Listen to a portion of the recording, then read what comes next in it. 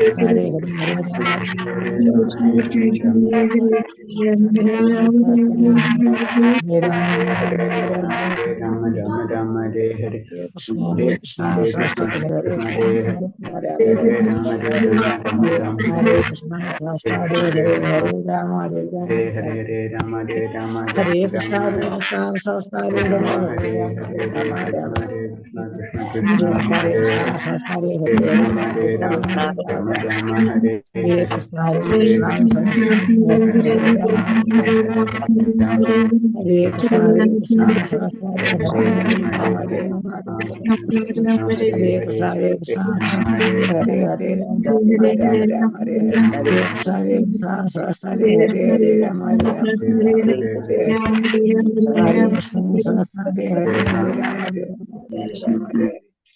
കൃഷ്ണ. നമുക്ക് പ്രാർത്ഥനയിൽ കിടക്കാം. ഓം നമോ ഭഗവതേ വാസുദേവായ. ഓം നമോ ഭഗവതേ വാസുദേവായ. ഓം നമോ ഭഗവതേ വാസുദേവായ. ഓം നമോ ഭഗവതേ വാസുദേവായ. നാരായണം നമസ്കൃത്യം നരം ചൈവ നരോത്തമം ദേവീം സരസ്വതീം വ്യാസം തതോ ജയമുദ്രയേത് നഷ്ടപ്രായേഷു ഭദ്രേഷു നിത്യം ഭാഗവത സേവയാ. ഭാഗവതേ ഉത്തമ ശ്ലോകേ ഭക്തിർഭവതി നഷ്ടകി. മൂകം കരോതി വാചാലം പങ്കും ലംഘയതേ ഗിരി. യത്കൃപതമഹം വന്ദേ പരമാനന്ദമാധവം. ശ്രീഗുരുദീനതാരിണം ശ്രീചൈതന്യമീശ്വരം ജ്ഞാനതിമിരാന്ധസ്യ ജ്ഞാനാഞ്ജലശലാകയാ ചക്ഷുർമിലിതം യേന തസ്മൈ ശ്രീഗുരുവേ നമഃ. ശ്രീചൈതന്യം മനോഭീഷ്ടം സ്ഥാപിതം യേന ഭൂതലേ സ്വയംരൂപകഥാമഹ്യം തഥാ ദിശപാന്തികം. വന്ദേഹം ശ്രീഗുരു ശ്രീയുതപദകമലം ശ്രീഗുരും വൈഷ്ണവം ച. ശ്രീരൂപം സാഗരജാതം സഹന രഘുനാഥാനിതം തം സജീവം സാദൈവം സാവധൂതം പരിജനസഹിതം കൃഷ്ണ ചൈതന്യദേവം ശ്രീരാധാകൃഷ്ണപാദാൻ സഹന ലളിത ശ്രീവിശാഖാനിം തം സ. ഹേ കൃഷ്ണ കരുണാ സിന്ധോ ദീനബന്ധോ ജഗത്പദേ ഗോപേശ ഗോപികാന്ത രാധാകാന്ത നമസ്തുതേ. തപ്തകാഞ്ചന ഗൗരാംഗേ രാധേ വൃന്ദാവനേശ്വരി വൃഷഭാനുസുതേ ദേവി പ്രണമാമി ഹരിപ്രിയേ. വാഞ്ചാകൽപതരൂപേച്ഛ കൃപാ പതിനാം പാവനേഭ്യോ വൈഷ്ണവേഭ്യോ നമോ നമഃ. നമോ വിഷ്ണുപാദായ കൃഷ്ണപ്രഷ്ടായ ഭൂതലേ ശ്രീമദേ ഭക്തിവേദാന്ത സ്വാമിന്യതി നാമിനെ. നമസ്തേ സാരസ്വതദേവേ ഗൗരവാണി പ്രചാരിണേ നിർവിശേഷ ശൂന്യവാദി പാശ്ചാത്യദേശധാരിണേ. ജയ ശ്രീകൃഷ്ണ ചൈതന്യ പ്രഭു നിത്യാനന്ദ ശ്രീ അദ്വൈത ഗദാധര ശ്രീവാസാദി ഗൗരഭക്തവൃന്ദ. ഹരേ കൃഷ്ണ കൃഷ്ണ കൃഷ്ണ ഹരേ ഹരേ. ഹരേ രാമ രാമ രാമ ഹരേ ഹരേ. ഹരേ കൃഷ്ണ കൃഷ്ണ കൃഷ്ണ ഹരേ ഹരേ. ഹരേ രാമ രാമ രാമ ഹരേ ഹരേ. ഹരേ കൃഷ്ണ കൃഷ്ണ കൃഷ്ണ ഹരേ ഹരേ. ഹരേ രാമ രാമ രാമ ഹരേ ഹരേ. ഹരേ കൃഷ്ണ ജനഗോരി വൈഷ്ണവ ഭക്തർക്ക് ജയ്. ഹരേ കൃഷ്ണ. ഹരേ കൃഷ്ണ പ്രഭു. ഹരേ കൃഷ്ണ ഹരേ കൃഷ്ണ. നമ്മളിന്ന്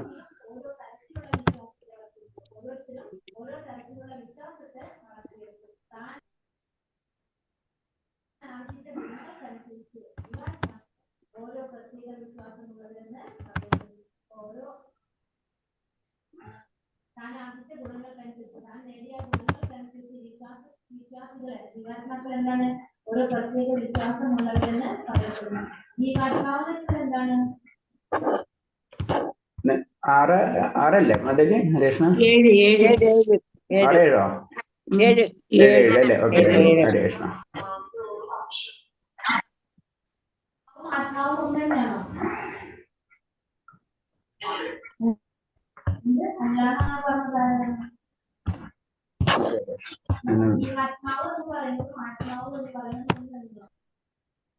ഓം നമോ ഭഗവതേ വാസുദേവായ. ഹരേ കൃഷ്ണ. ഓം നമോ ഭഗവതേ വാസുദേവായ.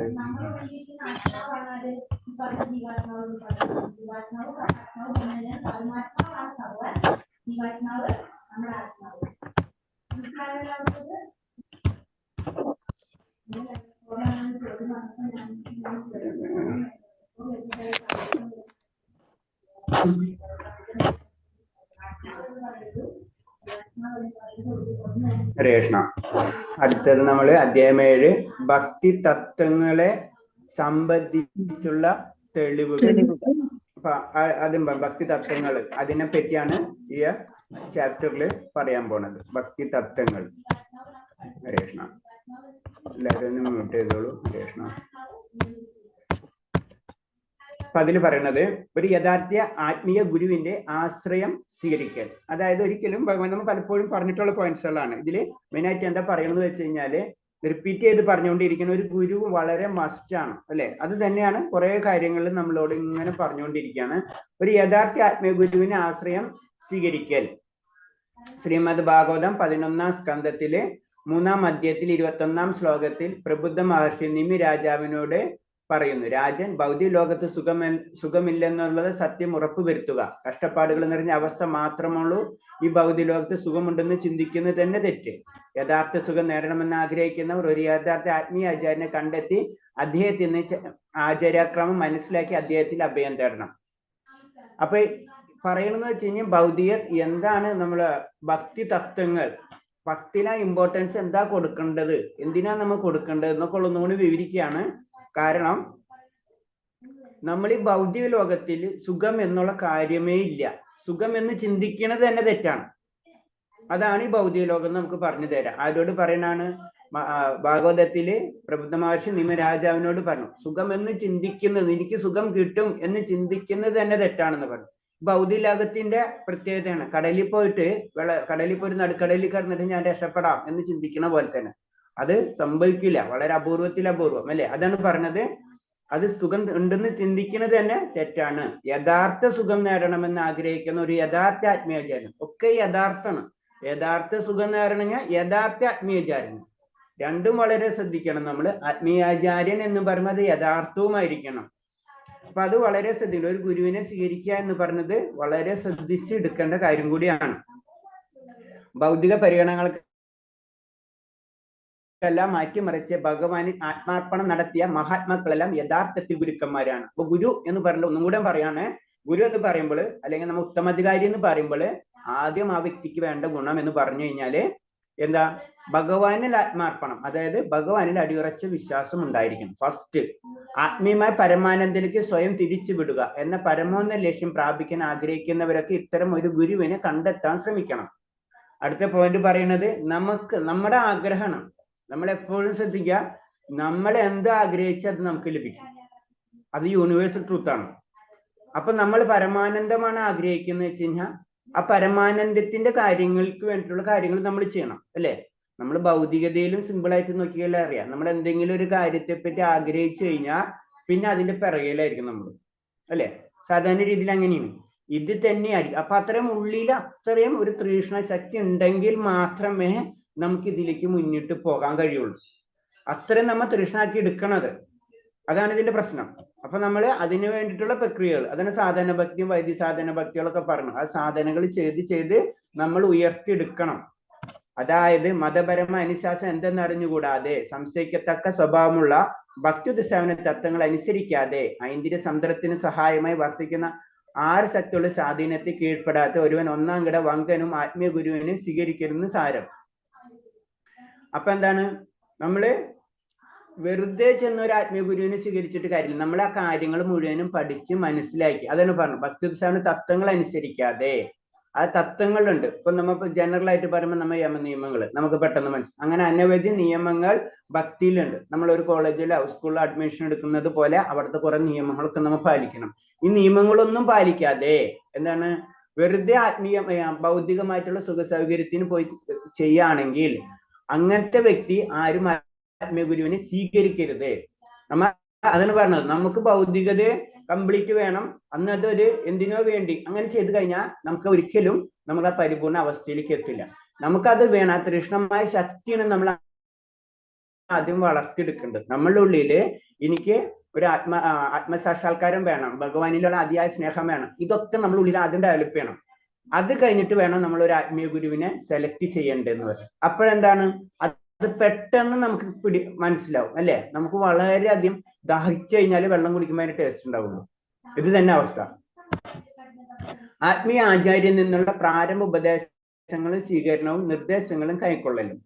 അപ്പൊ നമ്മൾ അത്തരം കൃഷ്ണമായ ശക്തിയോടുകൂടി നമ്മൾ ഒരു ആചാര്യനെ സ്വീകരിക്കുകയാണെങ്കിൽ, അപ്പൊ അത് വീണ്ടും പറയാണ്, പ്രബുദ്ധ മഹർഷി പറയുന്നു, രാജൻ ശിഷ്യൻ ആത്മീയ ഗുരുവിനെ സ്വീകരിക്കുന്നത് കേവലം ഗുരു മാത്രമല്ല, പരമാത്മാ ഭഗവാന്റെ പ്രതിനിധി കൂടിയിട്ടാണ്.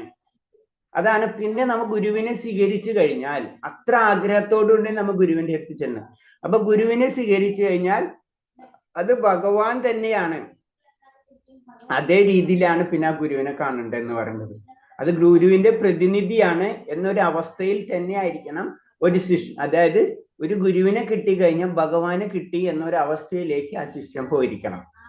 മറ്റൊരു ഇത് പറഞ്ഞാൽ ശിഷ്യൻ ഗുരുവിനോട് ദൈവമായിട്ടാണ് കരുതേണ്ടത്. അപ്പൊ ദൈവത്തെ പോലെ തന്നെ, ദൈവമല്ല, നമ്മളത് തെറ്റിദ്ധരിക്കരുത്. ദൈവമല്ല ഗുരു, ദൈവത്തെ പോലെ കരുതണം. കാരണം കൃഷ്ണന്റെ ബാഹ്യരൂപം തന്നെയാണ് ആത്മീയ ഗുരു. എല്ലാ മതഗ്രന്ഥങ്ങളിലും ഇത് ഉറപ്പിച്ച് പറയുന്നു.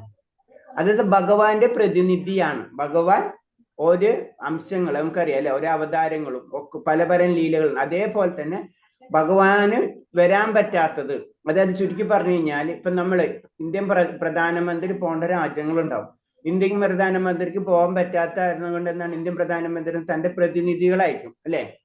അപ്പൊ ആ പ്രതിനിധി എന്ന് പറയുന്നത് ഇപ്പൊ എക്സാമ്പിള് ഇന്ത്യൻ പ്രധാനമന്ത്രി ഇപ്പൊ എവിടെ പോണ്, റഷ്യയിൽ പോണെന്ന് വെച്ച് കഴിഞ്ഞാല് റഷ്യയിൽ പോകാൻ പറ്റുന്നില്ലെങ്കിൽ എന്താണ് സ്വന്തം പ്രതിനിധി ഒരാളെ വിടും. അപ്പൊ അവർക്ക് എന്താണ് അറിയാം ഇത് പ്രതിനിധി. അപ്പൊ അതിന് അയാൾക്ക് കൊടുക്കുന്ന ട്രീറ്റ്മെന്റും അയാളെ കാണുന്നത് ഇന്ത്യൻ പ്രധാനമന്ത്രി എന്നുള്ള രീതിയിൽ തന്നെ ആയിരിക്കും. അത്രയും കാര്യങ്ങൾ ആ വ്യക്തിക്ക് കൊടുത്തിരിക്കും. അതേപോലെ തന്നെയാണ് ഗുരുവിന് നമ്മൾ കൊടുക്കേണ്ട സ്ഥാനം. ശ്രീമദ് ഭാഗവതം കേൾക്കുമ്പോഴും വായിക്കുമ്പോഴും ചെയ്യുന്നത് ഭഗവത് പ്രേമത്തിന്റെ ഭഗവത് സേവനത്തിന്റെയും വിധാനത്തിൽ ഉയർത്തപ്പെടുന്ന മതപരമായ പ്രക്രിയ മുഖ്യ ഭാഗമാണ്. അപ്പൊ നമ്മളതിന് വളരെയധികം നമുക്ക് ഭക്തി എല്ലാവർക്കും ഉണ്ട്, ഒരു സംശയമില്ല. ഭക്തി ഇല്ലാത്ത ആരും ഉണ്ടാവില്ല നമ്മളെ, പ്രത്യേകിച്ച് നമ്മളിപ്പോ ഗ്രൂപ്പില്. അതല്ല, നമ്മൾ ഭക്തിയുടെ ഉന്നത തരത്തിലേക്ക് കടക്കുമ്പോൾ നമ്മൾ പറയണാണ് മതപരമായ പ്രക്രിയകൾ, അനുഷ്ഠാനങ്ങൾ, ആചാരങ്ങൾ, സാധനകൾ ഇതൊക്കെ ആവശ്യമാണ്. ഇതൊക്കെ ചെയ്തു പോയാലേ പരിപൂർണമായ ഭക്തിയിലേക്ക് നമുക്ക് സ്റ്റെപ്പ് ബൈ സ്റ്റെപ്പ് ആയിട്ട് ഉയർന്ന് ചെയ്യാൻ പറ്റുള്ളൂ. അപ്പൊ അത് ചെയ്യണം. മതവിശ്വാസങ്ങളുടെ കൂടെയുള്ള ആചാര്യ സേവ, ആചാര്യനെ സേവിക്കണം. അത് ഭഗവതിയിൽ ആ ശ്ലോകം തന്നെ ഓർമ്മയുണ്ടാവും. കാരണം എന്താണ്, തത്വതി പ്രണിപാതേന, അതായത് ആ ഗുരുവിനെ അതേ രീതിയിൽ കണ്ട് സ്വീകരിച്ച് നമ്മൾ എന്താണ് ആചരിക്കണം. അതായത് ആചരിക്കുന്നത് സേവിക്കണം. ആത്മീയാചാര്യന്റെ പ്രാരംഭ ഉപദേശത്തെ സംബന്ധിച്ച് ശ്രീമദ് ഭാഗവതത്തിൽ ശ്രീകൃഷ്ണൻ പറയുന്നു, ഉദ്ധവരെ ആത്മീയ ഗുരുവിന്റെ എന്റെ പ്രതിനിധിയായിട്ടല്ല ഞാനായിട്ട് തന്നെ വേണം സ്വീകരിക്കാൻ. ഇത്തരം ഭാഗവതത്തിലും 11-ാം സ്കന്ധത്തില് 7-ാമത്തെ അധ്യായത്തിൽ 27-ാമത്തെ ശ്ലോകത്തില് പറയാണ്, ഭഗവാൻ പറയാണ് എന്താണ്, ഒരു ആത്മീയ ഗുരുവിന്റെ എന്റെ പ്രതിനിധി ആയിട്ടല്ല ഞാനായിട്ട് തന്നെ കരുതണം. അത്ര ഇമ്പോർട്ടൻസ് ഭഗവാൻ ഒരു ഗുരുവിന് കൊടുക്കുന്നുണ്ട്. അതായത് ജനറൽ ആയിട്ട് ഇത്രയും നമ്മളോട് പറയണം. നമ്മളിപ്പോ ഇത്രയും പോയിന്റ്സുകൾ, ഈ പോയിന്റ്സുകളൊക്കെ എന്തുകൊണ്ടാണ് രൂപഗോസ്വാമി ഇങ്ങനെ എടുത്തു പറയണമെന്ന് വെച്ച് കഴിഞ്ഞാൽ, ഇപ്പൊ നമ്മളെ ജനറൽ ആയിട്ട് നമ്മളെ നാട്ടിലുള്ള ഒരു സിറ്റുവേഷൻസ് എന്താണ് ചിന്തിച്ചു കഴിഞ്ഞാല്, കാരണം നമ്മളെ നാട്ടിൽ എന്താണ് ഒരു ഇത് പറഞ്ഞു, നമ്മളെ വീട്ടിൽ മൈൻഡ് എന്താണ്, ഭഗവാൻ ഓക്കെയാണ്, പക്ഷെ വ്യക്തികളെ നമ്മള് അത്ര അങ്ങോട്ട് ഉൾക്കൊള്ളൂല അല്ലെ. അല്ലെ, അങ്ങനെ ഒരു മൈൻഡ് സെറ്റ് ഇല്ല നമ്മളെ, ഇല്ലേ? ഇല്ലാത്തവർ അങ്ങനെ ചിന്തിക്കാത്തവരാരെങ്കിലും ഉണ്ടോ? ഇല്ലേ? ഭഗവാൻ അക്സെപ്റ്റ് ചെയ്യും അല്ലെ, ഭഗവാൻ ശരിയാണ്, നമുക്ക് ഭഗവാൻ ഇഷ്ടമൊക്കെ. പക്ഷെ ഒരു ഗുരു എന്ന് പറയുമ്പോ ഗുരു സാധാരണ രീതിക്കാര് ഗുരു എന്ന് പറയുമ്പോ നമുക്ക് ഭക്തന്മാരെന്നുള്ള ഗുരുവിനെ നമ്മൾ അക്സെപ്റ്റ് ചെയ്യും, അല്ലാത്തവര് അതും ചെയ്യില്ല അല്ലെ. ശ്രദ്ധിച്ചിട്ടില്ലേ? അപ്പൊ അത് അങ്ങനെയല്ല എന്ന് നമുക്ക് പറഞ്ഞു തരാണ്. എവിടെ? ഭാഗവതത്തിൽ കൂടെയും ഭഗവത്ഗീതയിൽ കൂടെയും. അങ്ങനെയല്ല, നമ്മൾ മെയിനായിട്ട് 2 അടിസ്ഥാന ഗ്രന്ഥങ്ങളും ഗുരുവിന് ഇമ്പോർട്ടൻസ് ഉണ്ടെന്ന് പറഞ്ഞു തരാണ്. അതായത് നമുക്കറിയാം ആരാ ഭഗവാൻ ശ്രീകൃഷ്ണന്റെ ഗുരു ആരാണ്? സന്ദീപനി മഹർഷിയും അല്ലെ. അപ്പൊ അതാണ് പറഞ്ഞു. അപ്പൊ ഭഗവാൻ തന്നെ ഗുരുവിനെ സ്വീകരിച്ചിട്ടുണ്ട്, അത് നമുക്ക് പറഞ്ഞു തരാണ്. അപ്പൊ അത്ര ഇമ്പോർട്ടൻസ് ആണ് ഗുരുവിനെന്ന് പറഞ്ഞു. അത് ഭാഗവതത്തിൽ ഭഗവാൻ തന്നെ പറഞ്ഞത് അത് പ്രതിനിധിയായിട്ടല്ല ഞാനായിട്ട് തന്നെ കരുതണം എന്ന് പറയുന്നത്. ഒരു സാധാരണ മനുഷ്യന്റെ നിലയിൽ ഒരിക്കലും അദ്ദേഹത്തെ കരുതരുത്. അദ്ദേഹം ഒരു സാധാരണ മനുഷ്യനല്ല. ഒരിക്കലും ആത്മീയാചാര്യനോട് അസൂയോ ഈർഷ്യയോ പ്രകടിപ്പിക്കാൻ പാടില്ല. ഭഗവാന്റെ പ്രതിനിധിയായിട്ട് എപ്പോഴും അദ്ദേഹത്തെ കാണാവൂ. ഒരു ആചാര്യന്റെ ഇമ്പോർട്ടൻസ് നമുക്ക് പറഞ്ഞു തരാണ്. അദ്ദേഹം ഒരു സാധാരണ മനുഷ്യനെ പോലെയല്ല എന്ന് നമ്മൾ മനസ്സിലാക്കുക. കാരണം വളരെ സിമ്പിളാണ്. അവര് ജീവിതം മുഴുവനും ഭഗവാന് സമർപ്പിച്ചിട്ടുള്ള വ്യക്തികളാണ്. നമ്മളോ? നമ്മൾ അങ്ങനെയാണോ? ഭഗവാനോടൊക്കെ ഇഷ്ടമാണ്, സ്നേഹമുണ്ട്, ഭക്തിയുണ്ട്. നമ്മൾ മുഴുവനായിട്ടും ഭഗവാനോട് സമർപ്പിച്ചിട്ടുണ്ടോ? നമ്മള് പകുതി പകുതി പകുതി അല്ലെ? പകുതിയാണ് നമ്മൾ പകുതിയും തന്നെ സംശയമാണ് അല്ലെ?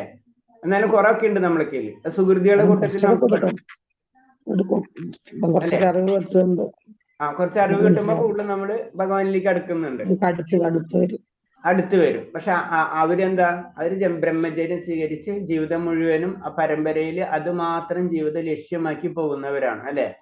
അത് മാത്രമായ അവർക്ക് ആദ്യമേ തന്നെ അത് വരണം, അത് വേണം, അല്ലാണ്ട് ഒക്കെ എല്ലാ കാര്യങ്ങളും അവർക്ക് മനസ്സിലാക്കി കഴിഞ്ഞു. ബ്രഹ്മചര്യം അവർ എടുത്തു കഴിഞ്ഞു, ബ്രഹ്മചര്യം അവർ പരിശീലിക്കണം, അത് തന്നെയാണ് ജീവിത ലക്ഷ്യം, അത് ഭഗവാൻ സാക്ഷാത്കാരമാണ്.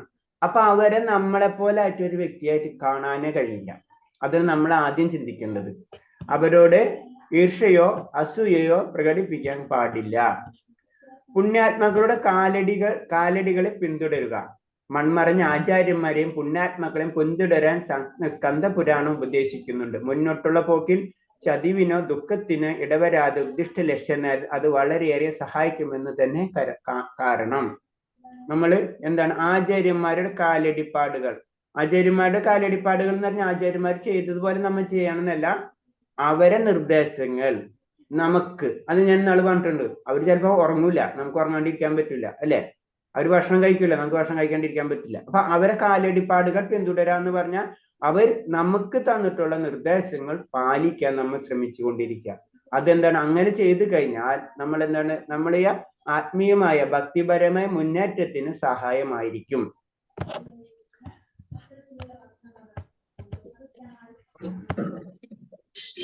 ബ്രഹ്മയാമളം ഇങ്ങനെ പറയുന്നു: പ്രമാണങ്ങളും അംഗീകൃത മതഗ്രന്ഥങ്ങളും അനുസരിക്കാതെ താൻ ഒരു മഹാഭക്തനാണെന്ന് നടിക്കുന്നവരുടെ പ്രവൃത്തികൾ ഭക്തി സേവനത്തിന്റെ പുരോഗതി ഉണ്ടാക്കുമെന്ന് ഒരിക്കലും കരുതേണ്ട. അപ്പൊ വളരെ സിമ്പിളായിട്ട് പറയാണ്, ഗ്രന്ഥങ്ങൾ, നമുക്ക് ആത്മീയ ഗ്രന്ഥങ്ങളുണ്ട്, ആ ഗ്രന്ഥങ്ങൾ അനുസരിച്ചും പിന്നെ എന്താണ്, ആ ഗ്രന്ഥങ്ങൾ അനുസരിക്കാതെ, അത് പ്രമാണങ്ങളും അംഗീകൃത മതഗ്രന്ഥങ്ങളും അനുസരിക്കാതെ താൻ ഒരു മഹാഭക്തനാണെന്ന് നടിക്കുന്നവർ ഭക്തി പുരോഗമനത്തിൽ ഉയർച്ച ഉണ്ടാവുന്ന കരുതണ്ട.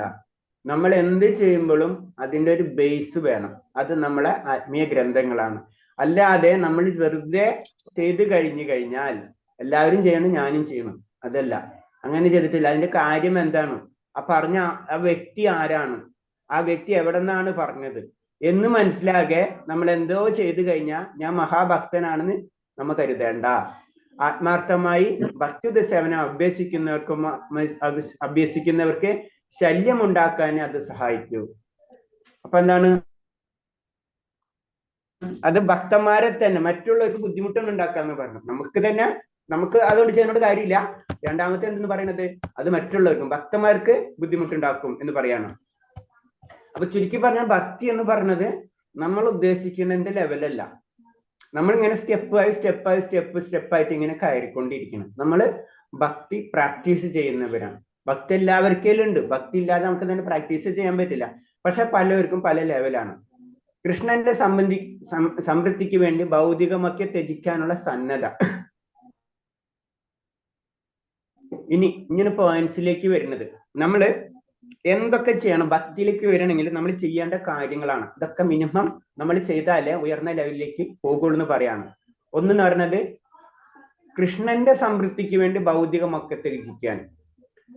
നമ്മളെന്താണ്, നമ്മൾ തിരിച്ചാണ്. നമ്മുടെ സംതൃപ്തിക്ക് വേണ്ടി ചിലപ്പോൾ ഭഗവാനെ ത്യജിച്ചാളയും നമ്മൾ, അല്ലെ? കാരണം എന്താ വെച്ച് കഴിഞ്ഞാൽ നമ്മൾ എന്താണ്, നമ്മൾ ജനറൽ ആയിട്ട് ചോദിക്കുകയാണ്, നമ്മൾ എന്തിനും ഭക്തന്മാരിനൊക്കെ സംബന്ധിച്ച്. എന്നാലും നമ്മളുടെ ഉള്ളിൽ കുറെ സെൽഫിഷ് ഉണ്ട്, അല്ലെ? നമ്മളെ പല ആഗ്രഹങ്ങൾ മാറ്റുന്നതിന് വേണ്ടിയാണ് നമ്മൾ ഭഗവാന്റെ അടുത്ത് പോണത്, അല്ലെ? നമ്മൾ പബ്ലിക്കായിട്ട് പറഞ്ഞു കഴിഞ്ഞാൽ, അല്ലെ? അപ്പൊ അവിടെ വരുമ്പോൾ അതാണ് തിരിച്ചാണ് ചെയ്യേണ്ടത്. നമ്മൾ ചെയ്യേണ്ടത് തിരിച്ചാണ്. അതാണ് ഭക്തിയിലേക്ക് ഉയർത്തുക. അത് തെറ്റുന്നല്ല. നമുക്ക് ഭൗതികമായിട്ടുള്ള പല ആഗ്രഹങ്ങളുണ്ട്, ഭഗവാന്റെ അടുത്ത് പോകുന്നത് സുഹൃത്തുക്കളെ കൂട്ടുന്നു. പക്ഷെ ശരിക്കും പറയുന്നത് തിരിച്ചാണ്. ഭഗവാന് വേണ്ടി ഭൗതിക കാര്യങ്ങൾ ത്യജിക്കണം. നമ്മളെ ഭൗതിക കാര്യത്തിന് വേണ്ടി ഭഗവാന്റെ അടുത്തേക്കാണ് നമ്മൾ പോണത്. അതല്ല ചെയ്യേണ്ടത്. ഭൗതികമായ ഐന്ദ്രിയ സുഖാനുപാതികൾ ഉപേക്ഷിക്കണം. ഭക്തിയുത സേവനത്തിന്റെ തത്വങ്ങൾ സ്വീകരിക്കുന്നവർക്കായി വിഷ്ണു ലോകത്തിന്റെ ഐശ്വര്യ സമൃദ്ധികൾ കാത്തിരിക്കുകയാണ് എന്ന് പത്മപുരാണം പറയുന്നു. അപ്പൊ പത്മപുരാണത്തിൽ പറയുന്നത് ഈ ഭൗതിക ആസക്തികൾ മാറ്റി കഴിഞ്ഞു കഴിഞ്ഞാൽ, അത് ത്യജിച്ചു കഴിഞ്ഞാൽ നമുക്ക് എന്താണ്, ഐശ്വര്യ സമൃദ്ധിയായ വൃന്ദാവനം അല്ലെങ്കിൽ വൈകുണ്ഠ ലോകം തുറന്നു കിടക്കാണ്. നമ്മൾ ഇത് വിട്ടാലോ അത് കിട്ടുള്ളൂ. ഭക്തിയിലെ ഏറ്റവും വലിയ പ്രശ്നമാണ്. നമ്മിപ്പോ മാതാജി പറഞ്ഞ പോലെ മാതാജി പറഞ്ഞു, നമുക്ക് അതും വേണം ഇതും വേണം അല്ലെ. ഇത് നമ്മൾ ഇത് പിടിയില്ല, അത് വേണം താനും. പറയല ഉത്തരത്തിലിരിക്കുന്നത് അങ്ങനത്തെ ഒരു ഇല്ലേ, എടുക്കുകയും വേണം, കക്ഷത്തിരിക്കുന്ന പോവുകയും ചെയ്യുന്നു പറഞ്ഞ പോലെയാണ് കാര്യങ്ങൾ. അവിടെ എത്തുമ്പോൾ ഇത് നമ്മളെ അവസ്ഥ എല്ലാവരും ഇതായിരിക്കും ജനറലായിട്ട്. പക്ഷെ ഇത് വിടണം എന്നാ പറയണു. ഇത് വിട്ട് കഴിഞ്ഞാൽ അത് കിട്ടുള്ളൂ. അപ്പോ അതിനു വേണ്ടിയാണ് നമ്മൾ ഈ പ്രാക്ടീസ് ചെയ്യുന്നത്. ഇത് വിടാൻ വേണ്ടിയാണ് നമ്മൾ പ്രാക്ടീസ് ചെയ്യുന്നത്. സത്യത്തിൽ നമുക്കത് കിട്ടാനല്ല, ഇത് കയ്യിലുള്ള പറയില്ലേ, അത് വിടാനാണ് സത്യം നമ്മൾ ഈ പ്രാക്ടീസ് ചെയ്തുകൊണ്ടിരിക്കുന്നത്. ഇത് വിട്ടാൽ അത് കിട്ടുള്ളൂ. അതാണ് പറഞ്ഞത് നമ്മൾ ത്യജിക്കണം എന്ന് പറയുന്നത്. ആ ത്യജിക്കുക എന്ന് പറഞ്ഞാൽ നമുക്ക് ഈസി അല്ല. അതിനാണ് നമ്മളിങ്ങനെ ഓരോ സ്റ്റെപ്പുകൾ ചെയ്ത് പോണത്. അത് ത്യജിക്കാൻ വേണ്ടിയാണ്. ശരിക്കും നമ്മൾ നമ്മളെ തന്നെ പറ്റിക്കുകയാണ്. ചുരുക്കി പറഞ്ഞു കഴിഞ്ഞാല് ശരിക്കും നമ്മളെ തന്നെ പറ്റിക്കുകയാണ്. നമ്മൾ ഇതിൽ നിന്നൊക്കെ മാറാണ്. അതിനു വേണ്ടി പല കാര്യങ്ങളും നമ്മൾ ചെയ്തുകൊണ്ടിരിക്കുകയാണ്. നാളെ നമുക്ക് ഒരേ പ്രശ്നങ്ങൾ നമ്മൾ ശ്രദ്ധിച്ചാൽ ജീവിതത്തിലെ പല പ്രശ്നങ്ങൾ നമുക്ക് ആദ്യം വളരെ പ്രശ്നം ഉണ്ടാവുന്നത് ഇപ്പൊ അത് കുറഞ്ഞുകൊണ്ടിരിക്കും. ഒരേ സമയത്ത് കുറഞ്ഞുകൊണ്ടിരിക്കും. അതായത് ഭൗതികതയായിട്ട് നമ്മൾ മാറിക്കൊണ്ടിരിക്കണം. അതാണ് നമ്മൾ പ്രാക്ടീസ്. ഇത് വിട്ടാലോ അത് കിട്ടുള്ളൂ. പിന്നെ അതിനുള്ള മാർഗങ്ങളാണ് പറഞ്ഞത്. പുണ്യഭൂമിയിലെ വാസം. ദ്വാരകയിൽ 6 മാസമോ 1 മാസമോ 1 വർഷമോ താമസിക്കുന്നവർക്ക് വൈകുണ്ഠ ലോകം, സ്വരൂപമുക്തി തുടങ്ങിയ സർവ്വലാഭങ്ങളും കാത്തിരിക്കുന്ന സ്കന്ദപുരാണത്തിൽ പറയുന്നു. എന്താ ഓരോ പുരാണം, ആദ്യം പത്മപുരാണം പറഞ്ഞ കാര്യം പറയാനാണ്, പിന്നെ സ്കന്ദപുരാണം പറഞ്ഞ കാര്യങ്ങൾ പറയാണ്. സ്കന്ദപുരാണത്തിൽ പറയാണ് നമ്മൾ എന്താണ് പുണ്യഭൂമിയിലെ നമ്മൾ ക്ഷേത്രത്തിൽ പോയാലും പെട്ടെന്ന് നമ്മൾ ഭഗവാനെ കണ്ടുകൊണ്ട് ഓടിപ്പോരരുത്. അത് നമ്മൾ ചെയ്യണമെന്ന് പറഞ്ഞാൽ ആ ക്ഷേത്രമാണെങ്കിൽ നമ്മളിപ്പോ നാട്ടിൽ ക്ഷേത്രമാണെങ്കിൽ കുറച്ചു നേരം അവിടെ ഇരിക്കുക, കുറച്ചു നേരം നാമം ജപിക്കുക, അങ്ങനത്തെ കാര്യങ്ങൾ നമ്മൾ ചെയ്യണം. നമ്മൾ സമയം നോക്കിയിട്ട് അയ്യോ 5 മിനിറ്റ് ഉള്ളല്ലോ, എനിക്ക് അത് കഴിഞ്ഞിട്ട് അടുത്ത ജോലിക്ക് പോകണമല്ലോ എന്ന് വെച്ചിട്ട് ക്ഷേത്രത്തിൽ പോകരുതെന്നാ പറയുന്നത്. നമ്മളെ ഇതിൽ പറഞ്ഞു കഴിഞ്ഞാൽ അതിൻ്റെ ഉള്ളിൽ കണ്ടിട്ട് വേണം എനിക്ക് അടുത്ത ആക്ടിവിറ്റി ചെയ്യാൻ. അങ്ങനെയല്ല, നമ്മൾ ക്ഷേത്രത്തിൽ പോയി കഴിഞ്ഞാൽ കുറച്ചു നേരം ക്ഷേത്രത്തിൽ ഇരിക്കുക, കുറച്ചിരുന്ന നാമം ജപിക്കുക, ഭഗവാന്റെ മറ്റുള്ള കഥകൾ കേൾക്കാൻ പറ്റുന്ന കേൾക്കുക, അതിന്റെ ഐതിഹ്യങ്ങൾ മനസ്സിലാക്കുക. ഇതൊക്കെ നമ്മൾ ചെയ്യണം. അതാണ് 6 മാസം എന്ന് പറയുന്നത്, ക്ഷേത്രങ്ങളിൽ ചെന്ന് വസിക്കാൻ പറയുന്നത്. ഇതൊക്കെ ഭക്തിയിലേക്ക് നമ്മളെ ഉയർത്തുന്ന കാര്യമാണ്. 6 മാസം ഇല്ലെങ്കിലും നമ്മൾ ഒരു 2 ദിവസമെങ്കിലും നമ്മൾ പോണ ക്ഷേത്രങ്ങളിൽ നിൽക്കാൻ ശ്രമിക്കുക. നൈമിൻസാരണ്യത്തിൽ മഹർഷിമാർ സമ്മേളിച്ചപ്പോൾ സൂതഗോസ്വാമി ശ്രീമദ് ഭാഗവതം ചൊല്ലിക്കേൾപ്പിച്ച് ഗംഗാനദിയുടെ പ്രാധാന്യത്തെ വ്യക്തമാക്കി. നൈമിൻസാരണ്യത്തിൽ മഹർഷിമാർ എന്താ പറയുന്നത്, ഗംഗാനദിയുടെ പ്രാധാന്യം വ്യക്തമാക്കി. ശ്രീകൃഷ്ണന്റെ പാദാരന്ധങ്ങളിൽ അർപ്പിക്കപ്പെട്ട തുളസി പൂവിന്റെ ഗന്ധമാണ് ഗംഗാനദിയുടെ ജലത്തിന്. ഗംഗാനദിയുടെ ശരിക്കും ജലത്തിന്റെ എന്താ പറയാ ഗന്ധം എന്ന് പറയുന്നത് തുളസിപ്പൂവിന്റെ ഗന്ധമാണെന്നാ പറയുന്നത്. അങ്ങനെ ഗംഗാനദി ഒഴുകിക്കൊണ്ട് കൃഷ്ണന്റെ പ്രശസ്തികളും ഐശ്വര്യങ്ങളും പ്രചരിപ്പിക്കുന്നു. ഗംഗാജലം ഒഴുകിയെത്തുന്നിടത്തോളം എല്ലാം എല്ലാ ജനങ്ങളും ബാഹ്യമായി ആന്തരികമായി പൗത്രീകരിക്കപ്പെടുന്നു. ഇപ്പൊ ഇവിടെയാണ് എന്ന് ആലോചിച്ചേക്ക്, ഗംഗയുടെ ഗന്ധം തുളസിയുടെ ഗന്ധമാണെന്നാ പറഞ്ഞു. അപ്പൊ അതിനൊരു കാരണം ഉണ്ടാവുമല്ല. തുളസി ദളം എവിടെയാണുള്ളത്? ഭഗവാന്റെ പാദത്തില്. മനസ്സിലായി? ഭഗവാന്റെ അതിന് തുളസിയുടെ മണം, അതാണ് തുളസിയുടെ മണം വരുന്നത്. മനസ്സിലായി? ഇപ്പൊ ശരിക്കും ഗംഗാനദി അതെന്താണ്? എല്ലാവരെയും പരിശുദ്ധീകരിക്കണം അല്ലേ? അത് ഭഗവാനിൽ നിന്ന് വന്നത് കാരണം കൊണ്ടാണ് അതിന് ഗംഗയ്ക്ക് എല്ലാവരെയും പരിശുദ്ധീകരിക്കാനുള്ള കഴിവ് കിട്ടുന്നത്. കാരണം പാപം എന്നതിന് ഭഗവാനെ ബാധിക്കില്ല. അപ്പൊ അതാണ് പ്രത്യേകത. അല്ലെങ്കിൽ നമ്മൾ സിമ്പിളായിട്ട് ചിന്തിക്കും, അപ്പൊ ഗംഗ നമ്മ കുളിച്ചു കഴിഞ്ഞാൽ പാപം മുഴുവൻ, അപ്പൊ ഗംഗയുടെ പാപം ആരെടുക്കുന്നു പറയും. ഇപ്പൊ മനസ്സിലായില്ലേ? ഇതാണ് കാര്യം. ആവശ്യം വേണ്ടത് മാത്രം സ്വീകരിക്കാം. നാരദീയ പുരാണം, ഞാൻ അടുത്ത പുരാണം, ഇപ്പൊ അതിന്റെ മുന്നേ പത്മപുരാണം, സ്കന്ദപുരാണം, നാരദീയ പുരാണം. നമ്മളിതൊക്കെ എല്ലാ പുരാണങ്ങളും ഈ ഭക്തിരസാമൃത സിന്ധു വായിച്ച് മനസ്സിലാക്കി കഴിയുമ്പോഴേക്കും നമ്മളെല്ലാ പുരാണങ്ങളും കുറച്ചെങ്കിലും നമുക്ക് മനസ്സിലായി പോകണം. സ്കന്ദപുരാണത്തിൽ എന്താണെന്നും പത്മപുരാണത്തിൽ എന്താണെന്നും നാരായണ പുരാണത്തിൽ എന്താണെന്നൊക്കെ മനസ്സിലാവും. അപ്പൊ നാരായണ പുരാണത്തിൽ ഇങ്ങനെ നിഷ്കർഷിക്കുന്നു: ഭക്തിയുത സേവനം ഗൗരവമായി എടുത്തിട്ടുള്ളവർ അത്യാവശ്യം വേണ്ടതിൽ കവിഞ്ഞ ഒരു സാധനവും സ്വീകരിക്കരുത്. അപ്പൊ ഭക്തിയിലേക്ക് കടക്കുമ്പോൾ അടുത്ത പോയിന്റ് ലളിതമായിട്ട് ജീവിക്കുക. ഭക്തിയുത സേവനത്തിന്റെ തത്വങ്ങൾ നിഷേധിക്കരുതെന്നും തനിക്കാവുന്നതിൽ കൂടുതൽ ഭക്തിയുത സേവനത്തിന്റെ തീരുമാനം കൈക്കൊള്ളരുതുമെന്ന് ഈ പറഞ്ഞതിന്റെ സാരം. അപ്പൊ നമുക്ക് കിട്ടിയ ഭക്തിയുത സേവനത്തിന്റെ കാര്യങ്ങൾ നിഷേധിക്കരുത്. നമുക്ക് പല ജന്മങ്ങളും സുഹൃത്തും കൊണ്ടായിരിക്കും ഭക്തിയുത സേവനത്തിലേക്ക് നമുക്ക് കടക്കാൻ കഴിഞ്ഞത്. അത് നമ്മൾ വേണ്ടാന്ന് വെക്കരുത്. പിന്നെ തനിക്കാവുന്നതിൽ കൂടുതൽ ഭക്തി സേവന തീരുമാനം കൈക്കൊള്ളരുത്. പിന്നെ എന്താണ് ആവശ്യത്തിന് മാത്രം. അപ്പൊ ഭക്തിപരമായിട്ടുള്ള കാര്യങ്ങൾ നമ്മൾ സ്വീകരിക്കുക, അല്ലാത്തത് മാക്സിമം നമ്മൾ അവോയ്ഡ് ചെയ്യാം, എന്നാലേ ഉയരാൻ പറ്റുള്ളൂ. ഉദാഹരണത്തിന് ജപമാല 1000 ഉരുവെങ്കിലും എന്ന് ഹരേ കൃഷ്ണ മന്ത്രം ജപിക്കാൻ പറയുന്നുണ്ട്. എന്നാൽ അത് സാധ്യമല്ലെങ്കിൽ അവരുടെ കഴിവിനനുസരിച്ച് എണ്ണം കുറയ്ക്കാം. നമ്മൾ ഒരു പ്രാവശ്യം ഭഗവാൻ ഒരു കമ്മിറ്റ്മെന്റ് കൊടുത്തു കഴിഞ്ഞാൽ അത് ചെയ്യാൻ ശ്രമിക്കാം. അല്ലാതെ ഒട്ടും ചെയ്യാൻ പറ്റാത്ത കാര്യം നമ്മൾ ഇന്ന് ചെയ്യുന്ന ആളെ ചെയ്യും, അങ്ങനെയല്ല. ഒരു കൺസിസ്റ്റൻസി എന്ന് പറയും. നമ്മൾ ഇന്ന് 4 മാല ജപിക്കാൻ തീരുമാനിച്ചു, അപ്പൊ എന്നും 4 മാല ജപിക്കാം. ഇന്ന് 8 മാല ജപിക്കാൻ തീരുമാനിച്ചു, 8 മാല ജപിക്കാം. അല്ലാണ്ട് ഇന്ന് 4 മാല ജപിച്ചു, നാളെ നമ്മൾ 6 മാല ജപിച്ചു, മറ്റന്നാൾ നമ്മൾ ജപിക്കാതിരിക്കുക, അങ്ങനെ ചെയ്യരുത്. നമുക്ക് ചെയ്യാൻ പറ്റണം നമ്മൾ ഏറ്റെടുത്തു കഴിഞ്ഞാൽ അത് ചെയ്തുകൊണ്ടിരിക്കും, അല്ലെങ്കിൽ അത് ചെയ്യേണ്ട ആവശ്യമില്ല. നമ്മൾ ചെയ്യണ്ടെന്ന് പറഞ്ഞു കഴിഞ്ഞാൽ അതിലേക്ക് നമ്മൾ എത്തണം. നമ്മൾ എന്താണ് പതുക്കെ ഉയരാം. ഒറ്റയടിക്ക് നമുക്ക് ഉയരാൻ പറ്റില്ലെങ്കിൽ പതുക്കെ ഉയരാം. അതാണ് പറഞ്ഞത്. പ്രതിദിനം 16 മാല, ഒരു ജപമാലയെ 108 മണികളാണ് ഉള്ളത്. ഹരേ കൃഷ്ണ മന്ത്രം ജപിക്കാനാണ് ഞങ്ങൾ പൊതുവെ നിർദ്ദേശിക്കുന്നത്. അതായത് പ്രഭാസ്വാമി പറയാണ്, അതായത് കൃഷ്ണാവബോധത്തിൽ പറയാണ്, മിനിമം 16 മാല 108 മുത്തിന്റെ വെച്ച് നമ്മൾ ജപിക്കണം എന്ന് പറഞ്ഞു. ഒരു ദിവസം അത് പൂർത്തിയാക്കാൻ കഴിഞ്ഞില്ലെങ്കിൽ പിറ്റേന്ന് ബാക്കി വന്നത് പൂർത്തിയാക്കണം. 16 എന്ന് ഒരിക്കൽ തീരുമാനമെടുത്താൽ ആ നിഷ്ഠ പാലിച്ചേ പറ്റൂ. അപ്പൊ 16 മാലയാണ്. അത് നമ്മൾ ആദ്യം പറയാം 4 മാലിനെ 4, 6 6, 8 8, 10 10. ഇത്രയെങ്കിലും നമ്മൾ ചെയ്തു കഴിഞ്ഞാൽ അത് പിന്നെ നമ്മൾ പാലിച്ചേ പറ്റും. അത് നമ്മൾ വിടരുത്. ഓരോരുത്തരും അവരവരുടെ കഴിവിനനുസരിച്ച് എത്ര ഒരു ജപിക്കണമെന്ന് തീരുമാനമെടുക്കുക. 8 എങ്കിൽ 8, 10 എങ്കിൽ 10, 16 എങ്കിൽ 16. എടുത്ത തീരുമാനം നിർബന്ധമായി നടപ്പിലാക്കുക. അത് തന്നെ നമുക്കൊരു എക്സ്ക്യൂസ് ഒന്നുമില്ല. അങ്ങനെ നമുക്ക് 2 മാല ജപിക്കാം, അപ്പൊ പിന്നെ പ്രശ്നമില്ല. അങ്ങനെ ചിന്തിക്കരുത്. അത് നമ്മൾ ശ്രദ്ധിക്കണം. അപ്പൊ കുഴപ്പമില്ലല്ലോ, അപ്പൊ എനിക്ക് ഇനി 2 മാല ജപിക്കാൻ പറ്റുള്ളൂ, അങ്ങനെയല്ല. നമ്മൾ ചെയ്യുന്നതിന്റെ മാക്സിമം നമ്മൾ വെച്ച് ചെയ്തു പോകണം. പിന്നെ അടുത്ത് പറഞ്ഞത് ഏകാദശി നാളിൽ ഉപവാസം അനുഷ്ഠിക്കൽ. ഏകാദശി നാളിൽ ഉപവാസം അനുഷ്ഠിക്കുന്നവർ എല്ലാ പാപങ്ങളിൽ നിന്നും മുക്തരായി ധാർമ്മിക ജീവിതത്തിൽ പുരോഗതി നേടുമെന്ന് ബ്രഹ്മവൈവർത്ത പുരാണം പറയുന്നു. എത്രാമത്തെ പുരാണമായി? 4ാമത്തെ പുരാണമായി. ഭാരതീയ പുരാണം, പത്മപുരാണം, സ്കന്ദപുരാണം, ബ്രഹ്മവൈവർത്ത പുരാണം. ബ്രഹ്മവൈവർത്ത പുരാണത്തിൽ അപ്പൊ നമുക്ക് 18 പുരാണങ്ങളുള്ള നമ്മള് മെയിനായിട്ട് 18 പുരാണം, 18 ഉപപുരാണം.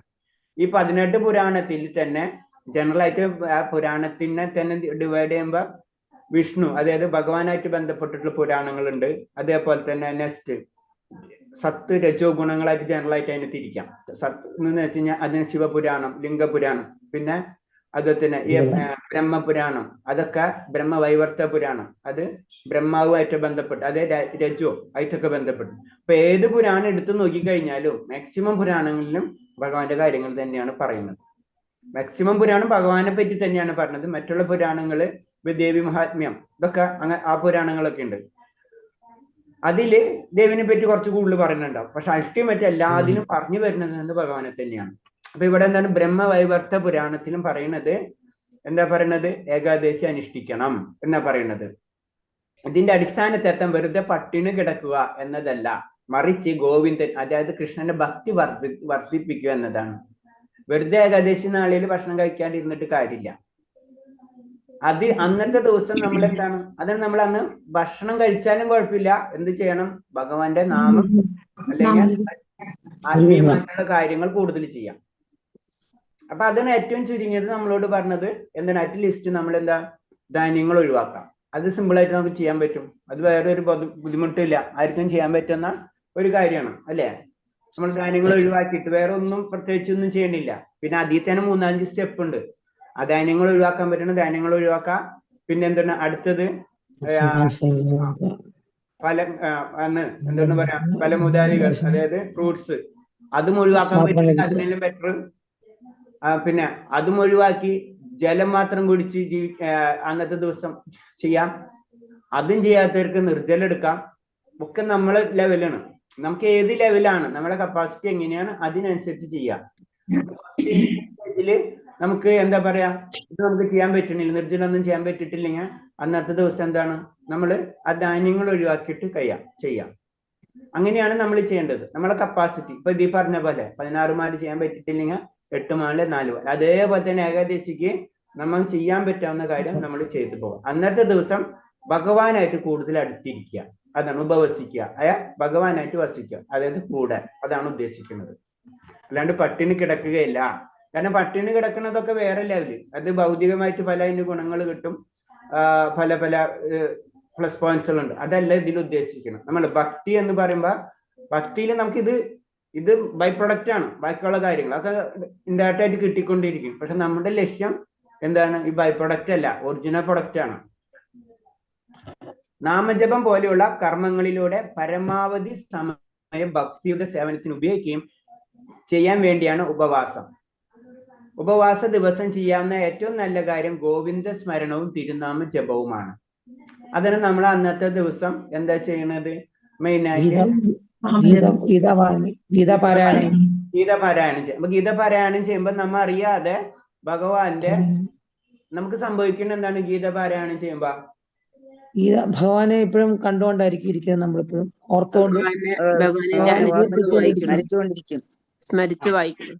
സ്മരണം എങ്ങനെയാ വരുന്നത്? നമ്മൾ അറിയാതെ തന്നെ ആ കുരുക്ഷേത്ര യുദ്ധത്തിന്റെ ഭഗവാനിൽ അവിടെ നമ്മ ഭഗവാനെ കാണുന്ന പോലെ നമുക്ക് തോന്നും, അല്ലെ? ഒരുന്ന് ഭഗവാൻ പറയണം, അർജുനോട് പറയണം. അപ്പൊ അറിയാതെ തന്നെ നമ്മൾ അവിടെയായി മാറി, ആ ലോകത്തിലേക്ക് എത്തി നമ്മൾ. അതാണ് ആ സ്മരണ ഭരണം. അതാണ് അത് വായിക്കണം എന്ന് പറയാം. അത് വായിച്ചുകൊണ്ടിരിക്കുമ്പോ നമ്മൾ അവിടെ എത്തിയ പോലെ നമുക്ക് ഫീൽ ചെയ്യും.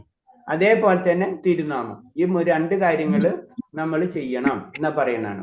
പിന്നെ അശ്വത്ഥ പൂജ നമ്മൾ അറിയാലോ, അല്ലേ?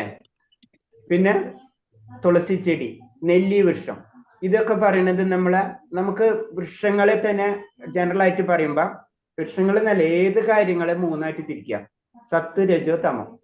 ഇപ്പൊ ചെടികള് സാത്വികമായിട്ടുള്ള ചെടികളുണ്ട്, രാജസീയമായിട്ടുള്ള ചെടികളുണ്ട്, തമോ ഗുണമുള്ള ചെടികളുണ്ട്. അതിനെല്ലാത്തിനും നമുക്ക് 3ആയിട്ട് തിരിക്കാൻ പറ്റും.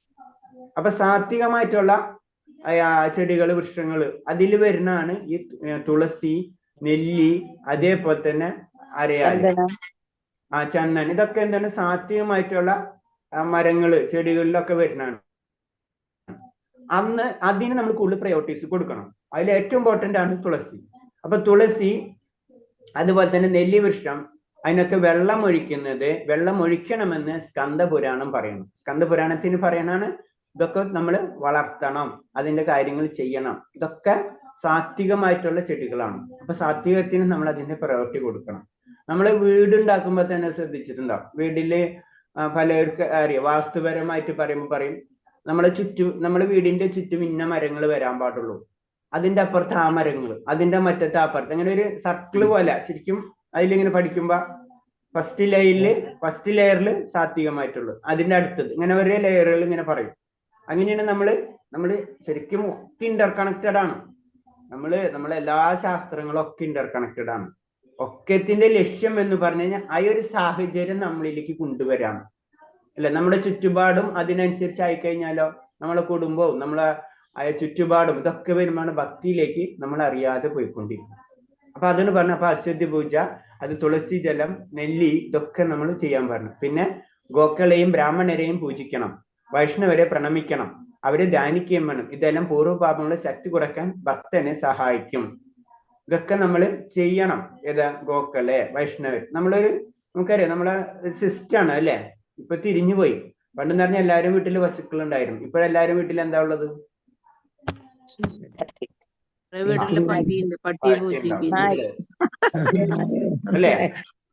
അല്ലെ? സാധാരണ ജനറൽ ആയിട്ടുള്ള കാര്യം പട്ടിയും പൂച്ചയും. അപ്പൊ എന്താ? അപ്പൊ പിന്നെ നമ്മൾ അവരെ കൂടി സവാസം. അപ്പൊ നമുക്ക് അതേപോലെ, അല്ലെ? ഇതൊക്കെ എന്ന് പറഞ്ഞ ഒക്കെ തലതിരിഞ്ഞു പോയിരിക്കുകയാണ്. അപ്പൊ അത് തന്നെ പറഞ്ഞ, ആ മൃഗങ്ങളെ തന്നെ 3ആയിട്ട് തിരിക്കുക. അതായത് സാത്വിക ഗുണമുള്ളത്, രജഗുണമുള്ളത്, തമോ ഗുണമുള്ളത്. സാത്വിക ഗുണമുള്ളതാണ് പശുക്കള്, രജഗുണമുള്ളതാണ് നായ്ക്കള്, തമോ ഗുണമുള്ളതാണ് പന്നികള്. പന്നികളോടെ ജീവിച്ച് അതുപോലെ ജീവിതം നയിച്ചവർക്ക് ഭഗവാനെ വേണമെന്നൊക്കെ പറഞ്ഞു കഴിഞ്ഞാൽ അത് വളരെ ബുദ്ധിമുട്ടായിരിക്കും. അതാണ് പറഞ്ഞത്. അതിനൊക്കെ നമ്മൾ ഇതൊക്കെ അതുപോലെ തന്നെ അങ്ങനത്തെ സ്ഥലങ്ങൾ ഒക്കെ ഇമ്പോർട്ടൻസും അതാണ് നമ്മളെ കുടുംബം തന്നെ നമ്മൾ ഇന്നൊരു വൈകുണ്ഠ ലോകം അല്ലെങ്കിൽ വൃന്ദാവനമാക്കി മാറ്റണം എന്നാ പറയുന്നത്. അതാണ് നമ്മൾ ചെയ്യേണ്ടത്. നമ്മളെ കുടുംബം അല്ലെ ഗൃഹം അത് നമ്മൾ വൃന്ദാവനമാക്കി മാറ്റാം. അപ്പൊ ഒരു 10-20 പട്ടികളെയും 10-20 പന്നികളൊക്കെ വളർത്തിയിട്ട് ഭഗവാൻ ഇങ്ങോട്ട് വരാൻ പറഞ്ഞു കഴിഞ്ഞാൽ മനസ്സിലായ അതാണ് പ്രശ്നം. ഹരേ കൃഷ്ണ ഹരേ കൃഷ്ണ. ഹരേ കൃഷ്ണ. അപ്പൊ അത് നമ്മൾ ശ്രദ്ധിക്കണം അങ്ങനത്തെ കാര്യങ്ങൾ. അത് പെട്ടെന്ന് മാറ്റണം എന്നല്ല, പലരും വീട്ടിലുണ്ടാക്കി പറഞ്ഞാണ്. പക്ഷെ നമ്മള് കുറേശ്ശെ മാറി പോകും, കുറേശ്ശെ മാറി പോകും. ഭാരത മഹാരാജാവിന്റെ മാന്റെ ജന്മം കിട്ടിയന്തി പട്ടിയുടെ ജന്മം പിന്നത്തെ അതിനെ കണ്ട് കണ്ട് മരിച്ചു കഴിഞ്ഞാൽ പട്ടിയുടെ ജന്മം പൂജയുടെ ജന്മം കിട്ടും, അടുത്ത ജന്മം കിട്ടും. ഇതൊക്കെ വളരെ ഇപ്പൊ നമുക്ക് മനസ്സിലാവുന്നുണ്ട്, വളരെ സിമ്പിൾ കാര്യങ്ങൾ അതൊക്കെ. ശരിയാണല്ലോ പ്രഭുജി. ഇപ്പൊ എല്ലാവരും പട്ടി എടുത്തോണ്ടല്ലേ നടക്കണേ. അപ്പൊ അവർക്ക് അടുത്ത കൺഫേം ആയി കഴിഞ്ഞ് മനസ്സിലായ. ഹരേ കൃഷ്ണ. ഹരേ കൃഷ്ണ. ശരിക്കും നമ്മള് ഭഗവാൻ എടുത്തുകൊണ്ടാണ് നടക്കേണ്ടത്. അതിന്റെ സ്ഥാനത്ത് ഭഗവാനെ നടത്തേണ്ടത്. അത് മാക്സിമം നമ്മൾ അറിയണവര് കുറച്ചു പേരൊക്കെ അതിന് വിടുക, എന്നിട്ട് ഭഗവാനിലേക്ക് അടുക്കുക, തുളസി പൂജ നാമജപമൊക്കെ ആയിട്ട് മുന്നോട്ട് പോവുക. അതിനൊക്കെ അറ്റാച്ച്മെന്റ് വരാണ്ട് നോക്കുക. അറ്റാച്ച്മെന്റ് വരാണ്ട് നോക്കാം. ഇപ്പൊ അതിന് ഞാൻ പറഞ്ഞത് ഏതൊരു പട്ടികളാ വഴിയോടെ നടക്കുന്നത്. എന്താ പറയണ, ഏതൊരു യൂറോപ്യൻ കൺട്രിയില് അവര് റിസർച്ച് ചെയ്തിട്ട് ലാസ്റ്റ് കണ്ടുപിടിച്ചവര്, അതായത് നമുക്ക് ടെൻഷനൊക്കെ വരുമ്പോള് നമ്മള് പശുവിനെ ചെന്ന് കെട്ടിപ്പിടിച്ചാൽ മതിയെന്ന്. മനസ്സിലായ? ഇതൊക്കെ നമ്മളിലൊക്കെ ആളുകളുടെ ഉള്ള കാര്യങ്ങളാണ്. അവര് റിസർച്ച് ചെയ്ത് ഇപ്പോഴാണ് കണ്ടുപിടിക്കുന്നത്. ഇത് വരും നമ്മളെ ഒരു 100 വർഷം കഴിയുമ്പോഴേക്കും നമ്മുടെ നാട്ടിൽ തുടങ്ങും. അപ്പൊ അതിനൊക്കെ പൈസ കൊടുക്കേണ്ടി വരും. അങ്ങനത്തെ പശുക്കളൊക്കെ അവര് ഡെവലപ്പ്. ഈ പശുക്കളൊക്കെ നമ്മുടെ നാട്ടിൽ നിന്ന് അപ്പോഴേക്കും പോയിട്ടുണ്ടാവും. മനസ്സിലായി? നമ്മുടെ ഇവിടെയുള്ള ആചാര്യന്മാര് പറയുമ്പോഴാണ് എല്ലാവർക്കും ബുദ്ധിമുട്ട്. പാശ്ചാത്യർ പറയുമ്പോഴാണ് മനസ്സിലായി. അത് കാരണമാണ് പ്രഭാസ്വാമി അവിടെ പോയിട്ട് അവരെ മാറ്റിയത്. മനസ്സിലായില്ലേ? ഹരേ കൃഷ്ണ. ഹരേ കൃഷ്ണ. മനസ്സിലായി? ഹരേ കൃഷ്ണ.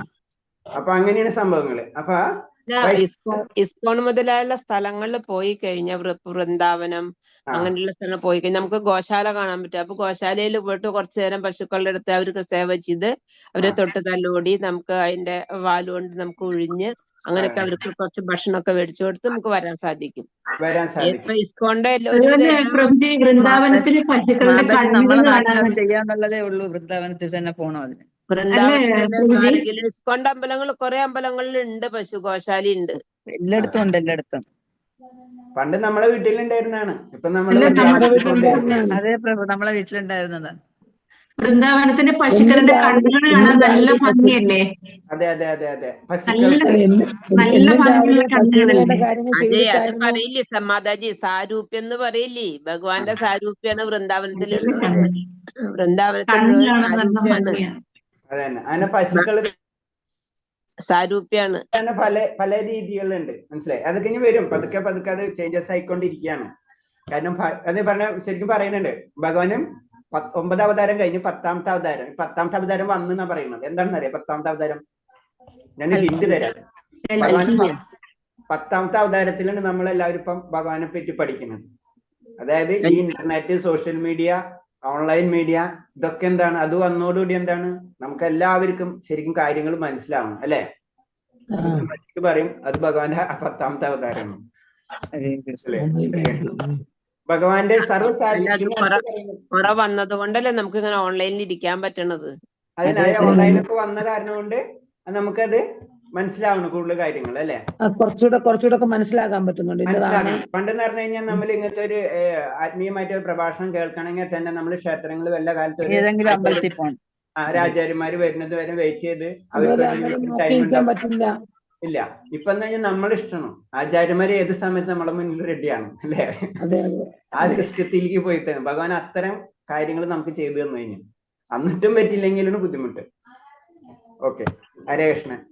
ഹരേ കൃഷ്ണ. ഭഗവാന്റെ സർവദായ സത്യത്തെ എന്ന് നിഷേധിക്കുന്ന ഭക്തിഹീനന്മാരുടെ സഹവസിക്കുന്നതിനാൽ ഭേദം കാരാഗൃഹത്തിലോ ജ്വലിക്കുന്ന അഗ്നികുണ്ഡത്തിലോ കഴിയണമെന്ന് കാർത്തികന്യായ സംഹിത പറയുന്നു. അപ്പൊ എന്താണ്, ശരിക്കും നമ്മൾ അങ്ങനെ നിൽക്കരുതെന്നാ പറയുന്നത്. എന്താണ്? ഭക്തിഹീനന്മാര് ഭഗവാനെ നിഷേധിക്കുന്നവരോട്, ഭഗവാനെ നിഷേധിക്കുന്നവരോട് നമ്മ തർക്കിച്ചിട്ട് കാര്യമില്ല, അവര് വിട്ടുകളയാം. ഫിനിഷ്. നമ്മളത് പറഞ്ഞു. നമുക്ക് കനിഷ്ക ലെവലില് ആഗ്രഹമുള്ളവർക്ക്, നമ്മളെ പോലെയുള്ള ആഗ്രഹമുള്ളവർക്ക് നമ്മളിപ്പോൾ ചെയ്യണ പോലെ അങ്ങോട്ടും ഇങ്ങോട്ടും നമുക്ക് പറഞ്ഞു കൊടുക്കാം. കനിഷ്ക ലെവലിന്റെ ലെവൽ അതാണ്. ആഗ്രഹമുള്ളവർക്ക് ഭഗവാൻ നമുക്ക് അറിയുന്ന കാര്യങ്ങൾ പറഞ്ഞു കൊടുക്കാം. ആഗ്രഹമില്ലാത്തവരെ നമ്മൾ ജയിപ്പിക്കാനോ തോൽപ്പിക്കാനോ നമുക്ക് നടക്കേണ്ട ആവശ്യമില്ല. അപ്പൊ അങ്ങനെ പറഞ്ഞ ഇതൊക്കെ ഉയർന്ന ഭക്തന്മാരെ പറ്റി പറയുമ്പോൾ അവരെ അങ്ങനെ ജീവിക്കുന്നതിലും ഭേദം, ഒരിക്കലും അങ്ങനെ സാഹസിക്കുന്നതിലും ഭേദം കാരാഗ്രഹത്തിലോ അല്ലെങ്കിൽ ജ്വലിക്കുന്ന അഗ്നികുണ്ഡത്തിലിരുന്നു. അത്തരം ഭക്തന്മാരായ അവസ്ഥകളാണ് പറയുന്നത്. അവർക്ക് അത് സഹിക്കാനേ പറ്റില്ല. ഭഗവാനെ പറ്റിയോ അങ്ങനത്തെ കാര്യങ്ങളൊക്കെ പറ്റി ആ കുടുംബത്തിൽ അങ്ങനെ അവർക്ക് പറ്റിയില്ല. അവര് വീട് വിട്ടുപോകും. അതിന് വലിയ വലിയ ആചാര്യന്മാര് കുടുംബം വിട്ടൊക്കെ വിട്ടു പോണതിന്റെ കാര്യം അതാണ്. ആ സൊസൈറ്റി അവർക്ക് സെറ്റ് ആവില്ല. അത്ര ഒരു ഡിറ്റാച്ച്ഡ് ആവാതിന്ന്. പല ദേവന്മാരെ ആരാധിക്കുന്നവരും ഭൗതികാഭിലാഷങ്ങളിൽ ഉത്തേജിതരും ആയവരുമായുള്ള സംസർഗത്തെക്കാൾ ഭേദം സർപ്പത്തെയോ വ്യാഘ്രത്തെയോ ചിങ്കണ്ണിയോ ആശ്ലേഷിക്കുന്നതാണെന്ന് വിഷ്ണു രഹസ്യത്തിൽ ഒരു പ്രസ്താവമുണ്ട്.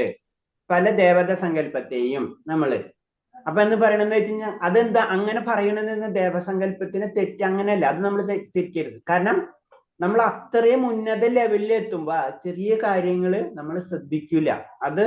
അതൊക്കെ എന്ന് പറയും ചെറിയ ചെറിയ കാര്യങ്ങളായിട്ട് പോകണം. അതൊക്കെ നമ്മളെ പിന്നിലേക്ക് വലിക്കണാണ്. ഉന്നതമായിട്ടുള്ള ഒരു കാര്യത്തിൽ പോകുമ്പോ ചില കാര്യങ്ങൾ നമ്മൾ പിന്നിലേക്ക് വലിക്കുന്നത് പോലെയാണ് ദേവാരാധന. അതെന്ന് വെച്ചാൽ ദേവന്മാര് നമ്മളെ പോലെയല്ല. അവര് നമ്മളെപ്പോലും പവർഫുൾ ആണ്.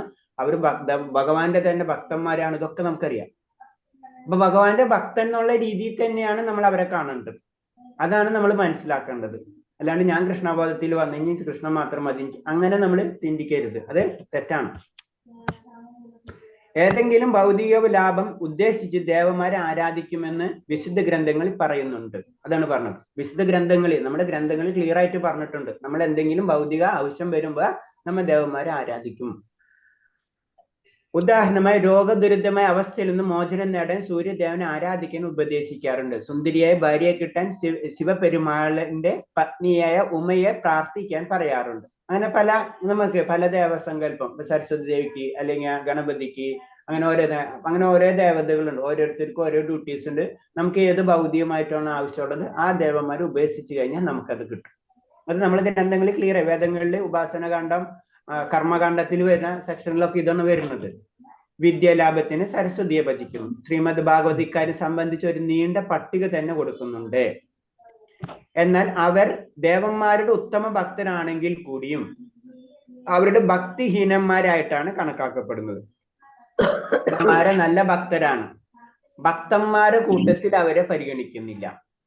അവര് ദേവന്മാരെ ഭക്തരാണ്. അവരെല്ലാ സാധനങ്ങളും അനുഷ്ഠാനങ്ങളും ദേവന്മാരുടെ കാര്യത്തിന് അവർ ചെയ്യുന്നുണ്ട്. ഒരു സംശയമില്ല. പക്ഷെ അവർക്ക് കിട്ടുന്നത് എന്താണ്? ഭൗതികമായിട്ടുള്ള ലാഭം. അപ്പൊ ഭൗതികമായിട്ട് ലാഭം കിട്ടുന്നത് കൊണ്ടാണ് അവരെ ഭക്തിഹീനന്മാരെന്ന് പറയുന്നത്. അല്ലാണ്ട് അവർക്ക് ഭക്തി ഇല്ലാതോ വേറെ കാര്യങ്ങൾ കൊണ്ടൊന്നല്ല. നമ്മൾ അങ്ങനെയൊന്നും തെറ്റിദ്ധരിക്കരുത്. കാരണം ശരിക്കുള്ള മെയിനായിട്ട് പ്രാഥമിക ലക്ഷ്യം അതിൽ നിന്ന് അവർ മാറിപ്പോണു എന്നാണ് പറയുന്നത്. അത് ഉയർന്ന തലത്തിലുള്ള ഭക്തന്മാര് പറയുന്നതാണ്. അതായത് നമ്മൾ പറയാം ചില കുട്ടികളെ എൻട്രൻസിനൊക്കെ കൊണ്ട് ചേർത്ത് അവർ എൻട്രൻസ് ഒക്കെ പഠിച്ച് അവരുടെ ഇഷ്ടത്തിന് നടന്ന് എന്നിട്ട് അത് പാസ്സാവേലും ഒന്നുമില്ല. എന്നിട്ട് ഏതെങ്കിലും കോളേജിൽ കൊണ്ട് ചേർന്ന് അവരുടെ ജീവിതം നടന്നു പോയിക്കോളും, കുഴപ്പമില്ല. പക്ഷെ എന്താണ്, അച്ഛനും അമ്മയ്ക്ക് ഒരു വിഷമായിരിക്കും അല്ലേ? കാരണം അവൻ ഇത്രയും ഞാനിത് പഠിപ്പിച്ചിട്ട് ഇതെല്ലാം അവൻ ചെയ്തോളൂ എന്നൊരു ചിന്താഗതി വരും എന്നത് പറഞ്ഞ പോലെ. അതാണ് അവരെ പറ്റി പറയുന്നത്. അവര് ഭക്തിഹീനന്മാരെന്ന് പറയണെന്ന് വെച്ച് കഴിഞ്ഞാൽ ആ വലിയൊരു ലക്ഷ്യം ഉണ്ടായിരുന്നു. ആ ലക്ഷ്യത്തിലേക്ക് കടക്കാതെ ഈ ചെറിയ ചെറിയ കാര്യത്തിലേക്ക് അവർ പോയല്ലോ എന്നുള്ളൊരു വിഷമം. മായാവാദികൾ, നിർവിഘ്നവാദികൾ പറയുന്നത് ഭഗവാനെ ഏത് രൂപത്തിലും ആരാധിക്കാമെന്നാണ്. മാർഗമേതായാലും ലക്ഷ്യത്തിൽ എത്തുക തന്നെ ചെയ്യുമെന്നാണ് അവരുടെ യുക്തി. എന്നാൽ ദേവന്മാരെ ആരാധിക്കുന്നവർ അത്യന്തികമായി ദേവന്മാരുടെ ലോകത്ത് മാത്രമായിരിക്കുമെന്ന് ഭഗവാൻ ആരാധിക്കുന്നവർ ഭഗവത് എത്തുമെന്നാണ് ഭഗവത്ഗീതയിൽ പറയുന്നത്. അപ്പൊ അവരെ പറയണെന്ന് വെച്ച് കഴിഞ്ഞാൽ ഏത് വഴിക്ക് പോയാലും ഭഗവാന്റെ അടുത്തെത്തുന്നതാണ്. അങ്ങനെ ഏത് വഴിക്ക് പോയാലും ഭഗവാന്റെ അടുത്തെത്തില്ല. അത് ഭഗവത്ഗീതയിൽ ക്ലിയർ ആയിട്ട് പറഞ്ഞു. ഭഗവാൻ ആരാധിച്ചാലേ ഭഗവാന്റെ അടുത്തെത്തുള്ളൂ. ദേവന്മാരെ ആരാധിച്ചാൽ ദേവന്മാരെ അടുത്തെത്തും. ഇത് ക്ലിയർ ആയിട്ട് ഭഗവത്ഗീതയിൽ നമുക്ക് പറഞ്ഞു തരുന്നത്. അതാണ് ആ ലക്ഷ്യം. അതായത് വഴി തെറ്റിപ്പോയി കഴിഞ്ഞാൽ പിന്നെ നമ്മൾ അവിടെ എത്തില്ല. നമ്മൾ പറയില്ലേ ഡൽഹി പോകണം എന്ന് വെച്ച് കഴിഞ്ഞാൽ എറണാകുളത്ത് പോയി കഴിഞ്ഞാൽ എത്തില്ല. അത് ഡൽഹിയിലേക്ക് തന്നെ പോകണം. ആ ട്രെയിനിൽ തന്നെ കയറണം. അല്ലാതെ എറണാകുളത്തേക്കുള്ള ട്രെയിനിൽ കഴിഞ്ഞാൽ എറണാകുളത്ത് എത്തുള്ളൂ. ഇതാണ് പോലെ തന്നെ ഭഗവാനിലേക്കാണ് എത്തണം എന്ന് വെച്ച് കഴിഞ്ഞാൽ ഭഗവാന്റെ വഴി തന്നെ നമ്മൾ സ്വീകരിക്കണം. ഭഗവാനിലേക്ക് പോകേണ്ട വഴി ഏതാണെന്ന് നോക്കി ആ വഴി തന്നെ സ്വീകരിക്കണം. വേറെ വഴിക്ക് പോയി കഴിഞ്ഞാൽ അത് വേറെ സ്ഥലത്ത് ചെന്നെത്തും. ഇതാണ് പറഞ്ഞത്. അപ്പൊ അത് ദേവന്മാരെ അടുത്തേക്ക് പോകണമെന്ന് വെച്ച് കഴിഞ്ഞാൽ ദേവന്മാരെ ലോകത്തെത്തും. അത് പറയുന്നത്. പിന്നെ അയോഗ്യരായ ശിഷ്യന്മാർ കണക്കറ്റ ക്ഷേത്ര നിർമ്മാണം, കണക്കിൽ കവിഞ്ഞ ഗ്രന്ഥപാരായണം എന്നിവ അംഗീകരിക്കാതിരിക്കുക. കാരണം എന്ന് വെച്ച് കഴിഞ്ഞാല് നമ്മൾ ലിമിറ്റഡ് ആണ് നമ്മുടെ സമയം. നമുക്ക് കുറെ വർഷങ്ങളോ ഒന്നുമില്ല. അപ്പൊ ഈ ചെറിയ സമയത്തിനുള്ളിൽ നമ്മൾ എന്താണ് പല കാര്യങ്ങളും ചെയ്തു തീർക്കാനുണ്ട്. അപ്പൊ നമ്മൾ എന്താ ചെയ്യുക? നമുക്ക് കുറച്ച് സമയം തന്നേക്കാം. അപ്പൊ നമ്മൾ അതിനുള്ളിൽ ഏറ്റവും പ്രയോറിറ്റി ആയിട്ടുള്ള കാര്യങ്ങൾ നമ്മൾ ചെയ്യും, അല്ലേ? നമുക്കൊരു 10 മിനിറ്റ് തന്നു, അല്ലെങ്കിൽ 1 മണിക്കൂർ പറഞ്ഞിട്ട്, ഫോർ എക്സാമ്പിൾ പറഞ്ഞു, ഒരു 5 മിനിറ്റിനുള്ളിൽ പാക്ക് ചെയ്തിട്ട് വരാൻ പറഞ്ഞു കഴിഞ്ഞാൽ എന്താണ് ഏറ്റവും ആവശ്യമുള്ളത്? നമ്മൾ പേഴ്സ് എടുക്കും, അല്ലേ? അല്ലെങ്കിൽ മൊബൈൽ എടുക്കും. ഇപ്പത്തെ സ്റ്റേജിൽ അതല്ലേ മൊബൈൽ. സ്ഥിരമായിട്ട് വായിക്കുന്ന ഒരു പുസ്തകമുണ്ട്, അത് കൈയ്യെടുക്കും എപ്പോഴും. സ്ഥിരമായിട്ട് വായിക്കുന്ന ഒരു പുസ്തകമുണ്ട്, ഭഗവത്ഗീത, ഭാഗവതം, 12ാം സ്കന്ധം, അല്ലേ? അപ്പൊ അങ്ങനത്തെ മെയിൻ ആയിട്ടുള്ള കാര്യങ്ങൾ നമ്മൾ കയ്യിലെടുക്കും. ബാക്കിയുള്ളത് കുറച്ച് നേരം കൂടെ സമയം തന്നാലോ കൂടുതൽ ഡ്രസ്സും കൂടെ എടുക്കാം. അല്ല, വീണ്ടും മൊബൈലിനകത്ത് നോക്കിക്കൊണ്ടിരിക്കും പ്രഭുജി. ഇപ്പൊ നടക്കുന്ന കാര്യം അതാ, അല്ലേ? പെട്ടെന്ന് എടുക്കാൻ മൊബൈലാണ്, മനസ്സിലായ? ചെറിയ കുട്ടീനെ ആ കുട്ടീനെ പറഞ്ഞാലും മൊബൈൽ മറക്കൂല, അല്ലേ? ആ അവസ്ഥയാണ് മൊബൈലായിട്ട് അത്ര അറ്റാച്ച്ഡ്. മൊബൈൽ ആദ്യം എടുക്കും, അത്ര അറ്റാച്ച്ഡ് ആയി. അതാണ് പറഞ്ഞ അതിലും നമ്മൾ ഭഗവാനെ വെക്കുക. അപ്പൊ ഭഗവാൻ എടുത്ത പോലെയാവും. ചുരുക്കി പറഞ്ഞ അതന്നെ. അപ്പൊ പറഞ്ഞെന്ന് വെച്ച് കഴിഞ്ഞാല് എന്താ പറഞ്ഞ, കണക്കിൽ കവിഞ്ഞ ഗ്രന്ഥപാരായണം. അനാവശ്യമായിട്ട് ഗ്രന്ഥങ്ങൾ, കുറേ ഗ്രന്ഥങ്ങൾ നമ്മ പഠിക്കുന്നതുകൊണ്ട് കുഴപ്പമില്ല. നമ്മ ഒന്നാമത്തെ ഗൃഹസ്ഥരാണ്, നമുക്ക് പല കാര്യങ്ങളും അറിയില്ല. ആ ബ്രഹ്മചാരികൾ, ആചാര്യന്മാർക്ക് ഇതൊക്കെ പഠിക്കുക. ഇപ്പൊ എന്താ രൂപഗോസ്വാമി ഇത്രയും എന്താണ് പുരാണങ്ങളും ഉപനിഷത്തുകളൊക്കെ പഠിച്ചു കഴിഞ്ഞിട്ട് നമുക്ക് ഇത് പറഞ്ഞു തരുന്നത്. നമ്മ ഇത് പഠിക്കാൻ പോയി കഴിഞ്ഞാൽ നമുക്ക് ഉണ്ടാവുന്ന പ്രശ്നം എന്തൊക്കെ ആയിരിക്കും? നമ്മ കുറെ ഉപനിഷത്ത് വായിക്കാൻ തുടങ്ങി, കുറെ പുരാണങ്ങൾ വായിക്കാൻ തുടങ്ങി, കുറെ ഗ്രന്ഥങ്ങളുണ്ട്. ഇതൊക്കെ വായിക്കുന്നു ചോദിക്കാം, നമുക്ക് ഉണ്ടാവുന്ന പ്രശ്നങ്ങൾ എന്തൊക്കെ ആയിരിക്കും? ഇതന്നെ ആവിയില്ല, പിന്നെ മറ്റതെല്ലാം പഠിക്കാൻ പോയി അതിനേലും വലിയ അവിലാവും, അല്ലേ? മനസ്സിലായേ? ഇതാണ് പറഞ്ഞത്. പിന്നെ അത്യാവശ്യം വേണ്ടത് മാത്രം നമ്മൾ പഠിച്ചെടുക്കുക. അത്യാവശ്യം വേണ്ട കാര്യം മാത്രം നമ്മൾ പഠിച്ചെടുക്കുക. അല്ലെങ്കിൽ നമ്മൾ അവില് മാത്രം അവിലോണ്ട് ഉണ്ടാക്കിയിട്ട് കാര്യമില്ല. നമ്മുടെ ലക്ഷ്യം തെറ്റിപ്പോവും അതോടുകൂടി. അതാണ് പറയുന്നത്. അതിനെല്ലാ കാര്യങ്ങളും നമ്മൾ ലിമിറ്റഡ് ആയിട്ട് ഏറ്റവും ലക്ഷ്യം നമുക്ക് മനസ്സിലാവും. അതിനു വേണ്ടിയിട്ടുള്ള ആവശ്യമുള്ള കാര്യങ്ങൾ മാത്രം നമുക്ക് എടുക്കാം. ഒരാൾക്ക് അനേകം ശിഷ്യന്മാരാകും, പക്ഷെ ഏതെങ്കിലും പ്രവൃത്തിയുടെ സൗജന്യത്തിന്റെ പേരിൽ അവരുടെ ആരോട് കടപ്പാട് ഉണ്ടാകാൻ പാടില്ല എന്നതാണ് മറ്റൊരു കടുത്ത നിർബന്ധത. ഇത് ആചാര്യന്മാർക്കും കൂടി കൊടുക്കുന്ന ഒരു നിർദ്ദേശമാണ്. കാരണം എന്ന് വെച്ച് കഴിഞ്ഞാല് അവര് പല കാര്യങ്ങളിലേക്കും ഭക്തന്മാരായിട്ട് ഒരു അറ്റാച്ച്ഡ് ഉണ്ടാവാൻ പാടില്ല എന്നാ പറയുന്നത്. നമ്മളെന്ത് അത് അവർക്കും കണക്കാണ്, നമുക്കും കണക്കാണ്. അപ്പൊ അവര് ക്ഷേത്ര നിർമ്മാണത്തിന് വേണ്ടി അപ്പൊ ചില ഭക്തന്മാർ കൂടുതൽ പൈസ കൊടുക്കും, അല്ലെ? ജനറൽ ആയിട്ട് പറയുമ്പോ. അപ്പൊ അങ്ങനെ വരുമ്പോ അവരായിട്ട് ആ ഒരു അറ്റാച്ച്മെന്റ് പാടില്ല. അപ്പൊ അറ്റാച്ച്ഡ് ആയി കഴിഞ്ഞു, അപ്പൊ അവരെ മെയിൻ കാര്യം തന്നെ തെറ്റിപ്പോയി. നമ്മുടെയും അതേപോലെ തന്നെയാണ്. ഒരു വ്യക്തിനായിട്ടും അധികം അറ്റാച്ച് ചെയ്യാൻ പാടില്ല എന്നാ പറഞ്ഞു. അത് പ്രഭുസ്വാമിയുടെ എക്സാമ്പിൾ ഉണ്ടായിട്ടൊക്കെ. പുതിയ ക്ഷേത്രങ്ങൾ നിർമ്മിക്കുന്നതിൽ വലിയ ഉത്സാഹം കാണിക്കരുതെന്നാണ് മറ്റൊരു കാര്യം. ഇത് ഇതേപോലെ തന്നെയാണ്. അത് ലക്ഷ്യം മാറിപ്പോകും. അതിന്റെ അർത്ഥം നമ്മൾ ക്ഷേത്രം പണിയണ്ടെന്നല്ല. ഭക്തിയുത സേവനത്തിന്റെ മാർഗത്തിൽ പുരോഗതിയിലേക്ക് നയിക്കാൻ ഉതകുന്ന കവിഞ്ഞ ഗ്രന്ഥങ്ങളൊന്നും വായിക്കരുതെന്ന് നിഷ്കർഷയുണ്ട്. കുറേ ഗ്രന്ഥങ്ങൾ വായിക്കേണ്ട ആവശ്യമില്ല. നമുക്ക് ആവശ്യമുള്ള ഗ്രന്ഥങ്ങൾ വായിക്കാം, അതിൽ സ്റ്റിക്ക് ചെയ്യാം. നമുക്ക് കുറേ ഡിഗ്രി എടുക്കുക എന്ന് പറയില്ലേ? ഏതാ നമുക്ക് ആവശ്യമുള്ള ആ ഡിഗ്രി പാസ്സാവാം, അത് പഠിക്കാൻ, ജോലി കിട്ടാൻ, ജീവിതം കൊണ്ടുപോവാം എന്നത് പറഞ്ഞ പോലെയാണ്. അപ്പൊ ഇതിൽ ക്ഷേത്ര നിർമ്മാണത്തിന്റെ ചെറിയ സംശയം വരാം. ക്ഷേത്ര നിർമ്മാണം എന്ന് പറയുമ്പോ ചില ആചാര്യന്മാര്, ചില ഭക്തന്മാര് അവർ ക്ഷേത്ര നിർമ്മാണത്തിന് മാത്രം ഇമ്പോർട്ടൻസ് കൊടുക്കുമ്പോൾ എന്താണ്, അതിനു വേണ്ടി അവരെ ഭക്തി ചിലപ്പോൾ ബലി കഴിപ്പിക്കേണ്ടി വരും. മനസ്സിലായില്ലേ? അത് ശ്രദ്ധിക്കണം. അത് അവർക്ക് കൊടുക്കണ ഒരു ഉപദേശമാണ്. ക്ഷേത്രങ്ങൾ വേണം. ക്ഷേത്രങ്ങൾ എന്താണ്? ഭഗവാൻ എന്ന് പറഞ്ഞ മഹാരാജാവാണ്, അല്ലെ? ഒരു മഹാരാജാവിന്റെ കൊട്ടാരം എങ്ങനെയായിരിക്കും? അതിനേലും വലുതാണ് ഭഗവാൻ. അപ്പൊ ഭഗവാന്റെ ഇസ്കോന്റെ ക്ഷേത്രങ്ങളൊക്കെ ശ്രദ്ധിച്ചാൽ അറിയാം, വലിയ വലിയ ക്ഷേത്രങ്ങൾ, അല്ലേ? അതിന്റെ കാരണം ഇത്രേ ഉള്ളൂ. കാരണം എന്താ വെച്ചാൽ നമ്മള് അങ്ങനത്തെ ക്ഷേത്രം, വലിയ വലിയ ക്ഷേത്രങ്ങളിൽ പോകുമ്പോൾ എന്താണ്, നമ്മൾ അവിടെ പല ആക്ടിവിറ്റീസ് നടക്കും. നമ്മൾ അവിടെ കൂടുതൽ ടൈം സ്പെൻഡ്, അല്ലെ? ജനറൽ ആയിട്ടുള്ള കാര്യമാണ്, അല്ലെ?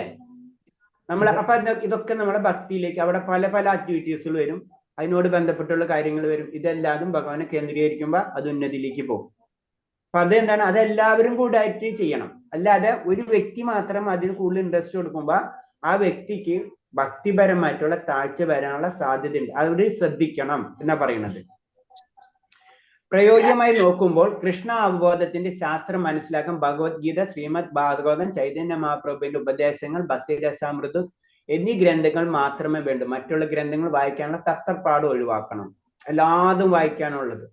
നമ്മൾ ഭാഗവതം തന്നെ വായിച്ചാൽ തീരില്ല, വായിക്കത്തിൽ തന്നെ തീരില്ല, ഗ്രഹിക്കാൻ തന്നെ അടുത്ത ലെവല്. ഭഗവത്ഗീത 10 പ്രാവശ്യം വായിച്ചു കഴിഞ്ഞാൽ 10 തരത്തിൽ തോന്നും നമുക്ക്, അല്ലേ?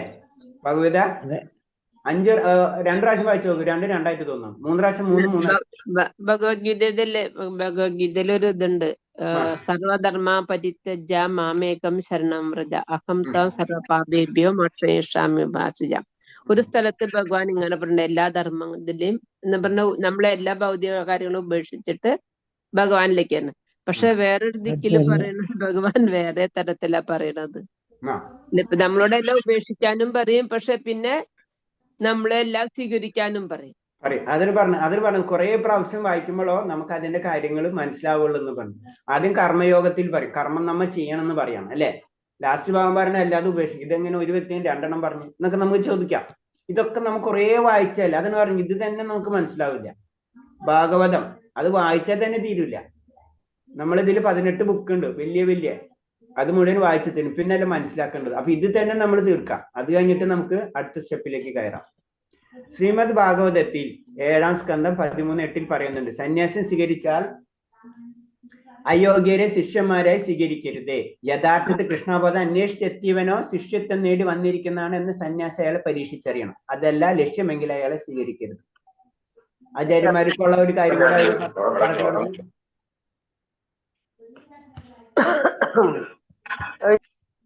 പറഞ്ഞു കൊടുക്കണമെന്ന് വെച്ച് കഴിഞ്ഞാൽ എന്താണ്? വെറുതെ ശിഷ്യന്മാരെ സ്വീകരിക്കരുത്. അതിന് നമ്മളിലുള്ള അത്ര ആഗ്രഹം നമ്മൾ ഉണ്ടായാലോ നമുക്കത് സ്വീകരിക്കാൻ പറ്റുള്ളൂ.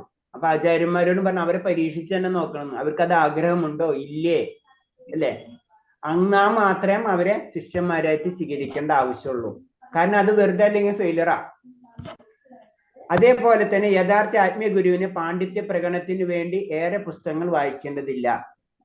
ഒരു യഥാർത്ഥ ഗുരു കുറേ പുസ്തകങ്ങൾ വായിച്ച് പാണ്ഡിത്യമല്ല നമ്മുടെ ഇതിൽ, നമ്മുടെ ഭക്തിയാണ്. അതിനു വേണ്ടി പാണ്ഡിത്യം വേണം, അതാണ്. അതല്ലെങ്കിൽ പലയിടത്ത് പ്രസംഗിക്കാൻ വേണ്ടി മാത്രം വായനയുടെ പരപ്പ് വർദ്ധിക്കേണ്ടതില്ല. ഇതെല്ലാം ഒഴിവാക്കേണ്ടതാണ്. അപ്പൊ ജനറലായിട്ട് പറയണം. കാരണം നമ്മുടെ ലക്ഷ്യത്തിൽ നിന്ന് മാറരുത്, അതാണ് അതുകൊണ്ട് ഉദ്ദേശിക്കുന്നത്. അപ്പൊ പിന്നെ എന്താണ്? ജ്ഞാനസമ്പാദനം മാത്രമായി മാറും. ജ്ഞാനസമ്പാദനം അല്ല ഭക്തി. ഭക്തിക്ക് വേണ്ടി ജ്ഞാനം വേണം. അതാണ് എപ്പോഴും നമ്മൾ മനസ്സിലാക്കേണ്ടത്. ചൈതന്യ മഹാപ്രഭുവിന്റെ പരമ്പരയുള്ള ആചാര്യന്മാർ ആരും തന്നെ ക്ഷേത്ര നിർമ്മാണത്തിൽ ഉത്സാഹിക്കാറില്ല. എങ്കിലും ഒരു സേവനം എന്ന രീതിയിൽ ആരെങ്കിലും മുന്നോട്ട് വന്ന ക്ഷേത്ര നിർമ്മാണത്തിൽ അത്തരം ശിഷ്യന്മാരെ ആചാര്യന്മാർ പ്രോത്സാഹിപ്പിക്കും. ആചാര്യന്മാർക്ക് ശിഷ്യന്മാർക്ക് വേണ്ടിയിട്ടാണ് ക്ഷേത്രങ്ങൾ, അല്ല ആചാര്യന് വേണ്ടിയിട്ടല്ല. അതാണ് പറഞ്ഞ ആചാര്യന്മാർ അതിനു വേണ്ടി കൂടുതൽ പ്രയത്നിക്കേണ്ട ആവശ്യമില്ല. ശിഷ്യന്മാർക്ക് ആഗ്രഹം ഉണ്ടെങ്കിൽ അത് നമ്മൾ നടത്തി കൊടുക്കാം. അത് നമ്മൾ പറയുന്നത്. അപ്പൊ ക്ഷേത്രം മസ്റ്റാണ്, ക്ഷേത്രം വേണ്ടെന്നല്ല പറഞ്ഞത്. അതൊന്ന് ശിഷ്യന്മാർക്ക്, അതായത് ഭക്തന്മാർക്ക് വേണ്ടിയിട്ടുള്ളതാണ്. അത് ക്ഷേത്രങ്ങൾ വേണം, പല കാര്യങ്ങൾ ചെയ്യണം. ആചാര്യന്മാർക്കും കൂടി ഒരു നിർദ്ദേശങ്ങളാണ് ഇതിൽ പറഞ്ഞത്. കാരണം ഭക്തി രസാമൃത സിന്ധുവാണ്. അപ്പൊ ആ ഭക്തിയിൽ ഏറ്റവും ഉയർന്ന വ്യക്തികൾക്കും കൂടി വേണ്ടിയിട്ടുള്ളതാണ് ഈ നമുക്കറിയാം ബുക്ക്. സാധാരണ പെരുമാറ്റത്തിൽ ഋജുബുദ്ധിയും ലാഭച്ഛേദ സമഭാവവും. പത്മപുരാണത്തിൽ ഒരു പ്രശ്നമുണ്ട്. കൃഷ്ണാവബോധത്തിൽ ഏർപ്പെട്ടിരിക്കുന്നവർ ഭൗതികമായ ലാഭങ്ങളാൽ ആകുലപ്പെടരുതേ. ഭൗതികമായ നഷ്ടമുണ്ടാക്കുന്നതിൽ വ്യാകുലപ്പെടാൻ പാടില്ല. ആ അവസരങ്ങളിൽ ഉള്ളിൽ കൃഷ്ണനെ കുറിച്ച് മാത്രം ചിന്തിക്കാനേ പാടുള്ളൂ. ഇതൊക്കെ നമ്മൾ വളർത്തിയെടുക്കേണ്ട ഇതാണ്. നമുക്ക് അതും പത്മപുരാണത്തിൽ നിന്ന് പറയണാണ്. ഭൗതിക ലാഭനഷ്ടങ്ങൾ നമ്മളെ കൂടുതൽ അലട്ടാതെ നോക്കുക. വളരെ സിമ്പിൾ ആയിട്ട് പറഞ്ഞു കഴിഞ്ഞാൽ ബദ്ധാത്മാക്കളും ഭൗതിക പ്രവർത്തനം കുറിച്ച് മാത്രമേ ചിന്തിക്കാറുള്ളൂ. ബദ്ധാത്മാക്കൾ സാധാരണ നമ്മളെ പോലെയുള്ള ബദ്ധാത്മാക്കൾ ബന്ധനം, ഭൗതിക ലോകത്തിൽ നമുക്ക് ബന്ധനം. നമ്മൾ ഇന്നലെ പറഞ്ഞു നമ്മളെ ആത്മാവ് എവിടെ ഇരിക്കുന്നത്? നമ്മുടെ ആത്മാവ് എവിടെ ഇരിക്കുന്നത്? നമ്മുടെ ഉള്ളിലല്ലേ? എത്ര കവറിങ് ആണ് നമ്മൾ ആത്മാവിനെ കെട്ടിവെച്ചിട്ടുള്ളത്, അല്ലേ? നമ്മൾ ഉള്ളിലാണ് ഇരിക്കുന്നത്. അപ്പൊ എന്താണ്? ആദ്യം സൂക്ഷ്മ ശരീരം ഉണ്ട്, അല്ലെ? അതുകൊണ്ട് കെട്ടിയിരിക്കുകയാണ്. എങ്ങനെയൊക്കെയാണ് കെട്ടിയിട്ടുള്ളത്? അത് കഴിഞ്ഞിട്ട് നമ്മളെ സ്ഥൂല ശരീരം, നമ്മുടെ ഭൗതിക, അതിനെ കെട്ടിയിരിക്കുകയാണ്, അല്ലെ? ഈ പ്രകൃതി, ഭൗതിക പ്രകൃതി, അതുകൊണ്ടിന് കെട്ടിയിരിക്കുകയാണ്. ഈ കെട്ട് മുഴുവനും പൊട്ടിച്ചിട്ട് വേണം നമുക്ക് ആത്മീയലോകത്തിൽ കടക്കാൻ. മനസ്സിലായ? അപ്പൊ അതാണ് ബദ്ധാത്മാക്കൾ എന്ന് പറയുന്നത്. ഈ ഭൗതിയെ കുറിച്ച് മാത്രമേ ചിന്തിക്കാം. ബദ്ധാത്മാക്കൾ എന്താ പറയാ? ഈ ഭൗതിക ലോകത്തിൽ, അതായത് ഇങ്ങനെ അതിനനുസരിച്ച് ഇങ്ങനെ ചലിച്ചുകൊണ്ടിരിക്കുന്നു. നമ്മളൊരാൾ കെട്ടിയിട്ടിട്ട് നമ്മളെ വലിച്ചുകൊണ്ടുപോകാൻ പോലെയാണ് നമ്മൾ നടക്കുന്നത്. ഇതിൽ നിന്ന് മോചനം നേടി ചിന്ത മുഴുവൻ കൃഷ്ണാബോധത്തിലേക്ക് തിരിച്ചു വിടണമെന്നാണ് ഇതിന്റെ സാരം. അപ്പൊ അത്രയും നമ്മൾ ശ്രദ്ധിക്കണം. ചെറിയ നമ്മൾ കണ്ടിട്ടുണ്ട്, ചെറിയ കുരങ്ങന്മാരൊക്കെ കെട്ടിയിട്ടിട്ട് ഇങ്ങനെ കൊണ്ടടക്കണ പോലെ തന്നെ ഇതാണ് നമുക്ക് ഇവിടെ സംഭവിച്ചുകൊണ്ടിരിക്കുന്നത്. കെട്ടിയിട്ടിട്ട് ആ കുരങ്ങന്മാരെ കൊണ്ട് കളിപ്പിക്കണം, അല്ലെ? ഇതാണ് നമ്മൾ ഇന്ദ്രിയങ്ങൾ നമ്മളെ കൊണ്ട് ചെയ്യിപ്പിക്കുന്നത്. എന്ന് നമ്മൾ കെട്ടുപൊട്ടിക്കണോ അന്നാണ് നമ്മൾ രക്ഷപ്പെടാം. ദേവാരാധനയെ പറ്റി പറയാണ്. ദേവന്മാരെ ഒരിക്കലും നിന്ദിക്കാൻ പാടില്ല, ക്ലിയർ കട്ടാണ്. ഒരാൾ ദേവന്മാരെ ആരാധകനല്ലായിരിക്കാം എന്ന് വെച്ച് ദേവന്മാരെ നിന്ദിക്കാൻ അയാൾക്ക് അവകാശമില്ല. ഇത് വളരെ ഇമ്പോർട്ടൻസ് ആണ്. ഇതൊക്കെ നമ്മൾ ശ്രദ്ധിക്കണം. പലരും നോട്ടീസ് ചെയ്തിട്ടുണ്ട്, ഞങ്ങൾ കൃഷ്ണ ഭക്തന്മാരാണ്, ഞങ്ങൾ അങ്ങനെ ചെയ്യുക. അതൊക്കെ വളരെ തെറ്റാണ്. ഇത് അതാണ് പറഞ്ഞത്, നമ്മൾ അറ്റ്ലീസ്റ്റ് 3-4 ഗ്രന്ഥങ്ങൾ അതാണ് നമ്മൾ സിലബസിൽ ഇതൊക്കെ ഉൾപ്പെടുത്തിയിട്ടുള്ളത്. ഇതൊക്കെ നമ്മൾ വായിക്കണം. ദേവന്മാരെ നിന്ദിക്കാൻ അയാൾക്ക് അവകാശമില്ല. കാരണം നമ്മളിലൊക്കെ വളരെ ഉയർന്ന ഭക്തന്മാരാണ് അവര്. അതാണ് ദേവസ്ഥാനത്തിൽ അവർ നിൽക്കുന്നത്. ഉദാഹരണമായി ഒരു വൈഷ്ണവ ഒരിക്കലും ശിവന്റെ ബ്രഹ്മാവിന്റെ ഭക്തനായിരിക്കില്ല. സാധാരണ ജനറൽ അല്ലെ, കൃഷ്ണനോടാണ് കൂടുതൽ ആഗ്രഹം കാരണമുണ്ട് കൃഷ്ണ ഭക്തരായിരിക്കും. ചിലര് ശിവഭക്തരായിരിക്കും, ചിലര് പിന്നെ ബ്രഹ്മഭക്തരായിരിക്കും, ചിലർ ദുർഗദേവര് ഭക്തരായിരിക്കും. എങ്കിലും ഇത്തരം ഉന്നതരായ ദേവന്മാരെ മാനിക്കാൻ അയാൾ ധർമ്മബന്ധരാണ്. നമ്മൾ അവരെ മാനിക്കണം.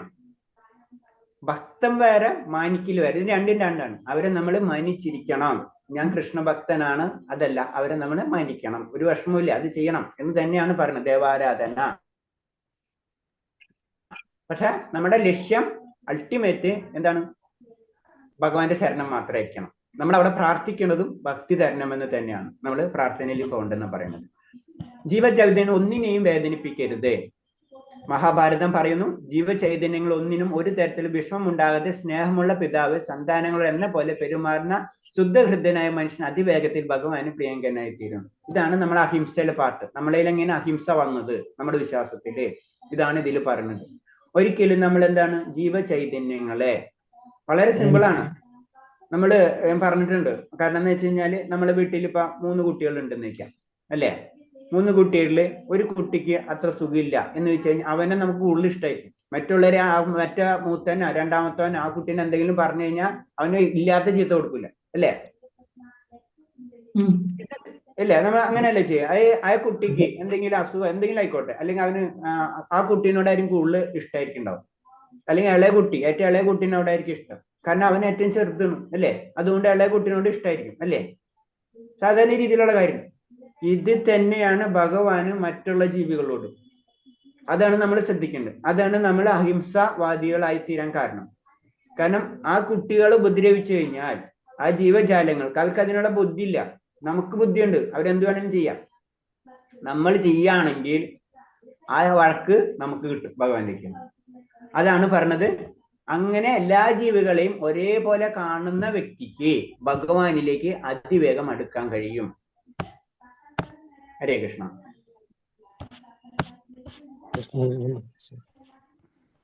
പറഞ്ഞതിൽ എന്തെങ്കിലും സംശയമുണ്ടോ? ഹരേ കൃഷ്ണ. അത് പ്രഭു പറഞ്ഞത് ശരി തന്നെയാ. ചില കുട്ടികളുടെ ഒരു 3 പേരുണ്ടെങ്കിൽ ഇളയ കുട്ടികളുടെ പ്രത്യേകത പാരന്റ്സിന് പല വീടുകളിലും കണ്ടിട്ടുണ്ട്. അതെ, അതുണ്ടാവും. അപ്പൊ എന്താണ്, മൂത്ത കുട്ടി അവൻ എന്തെങ്കിലും വഴക്ക് പറഞ്ഞു കഴിഞ്ഞാൽ ആ മൂത്ത കുട്ടീനെ കിടന്ന് ചീത്ത പറയുന്നുണ്ട്, അല്ലേ? അപ്പൊ ഇപ്പഴത്തെ കുട്ടി ചോദിച്ചു തുടങ്ങി, എന്നാ പിന്നെ എന്നെ ലാസ്റ്റ് പ്രസവിച്ചാൽ മതിയായിരുന്നല്ലേ, എന്തിനാ ഫസ്റ്റ് പ്രസവിച്ചത്? അപ്പൊ അത് തന്നെയാണ് ഭഗവാന്റെ കാര്യത്തിലും പറയുന്നത്. ഇത്രേ ഉള്ളൂ. അവരോട് ഭഗവാൻ കൂടുതൽ അറ്റാച്ച്ഡ് ആയിരിക്കും. അപ്പൊ അവര് ഉപദ്രവിച്ചു കഴിഞ്ഞാൽ നമ്മളെ വഴക്ക് പറയും. അതിന് നമ്മൾ അതിന് നിൽക്കരുതെന്ന് പറയുന്നത്. നമ്മൾ കൂടുതലും മറ്റുള്ള ജീവജാലങ്ങൾ ഉപദ്രവിക്കാൻ, അവർക്കും ജീവനുണ്ട്, ഒക്കെ ഇന്റർ കണക്ട് ആണ്. ഇപ്പോഴും അത് ഒരു പുതിയ സ്റ്റഡി നടക്കുന്നുണ്ട്. നമുക്ക് കൂടുതൽ വിഷമം വരുമ്പോൾ മരത്തിനെ പോയി കെട്ടിപ്പിടിച്ചാൽ മതി എന്നാ പറയുന്നത്.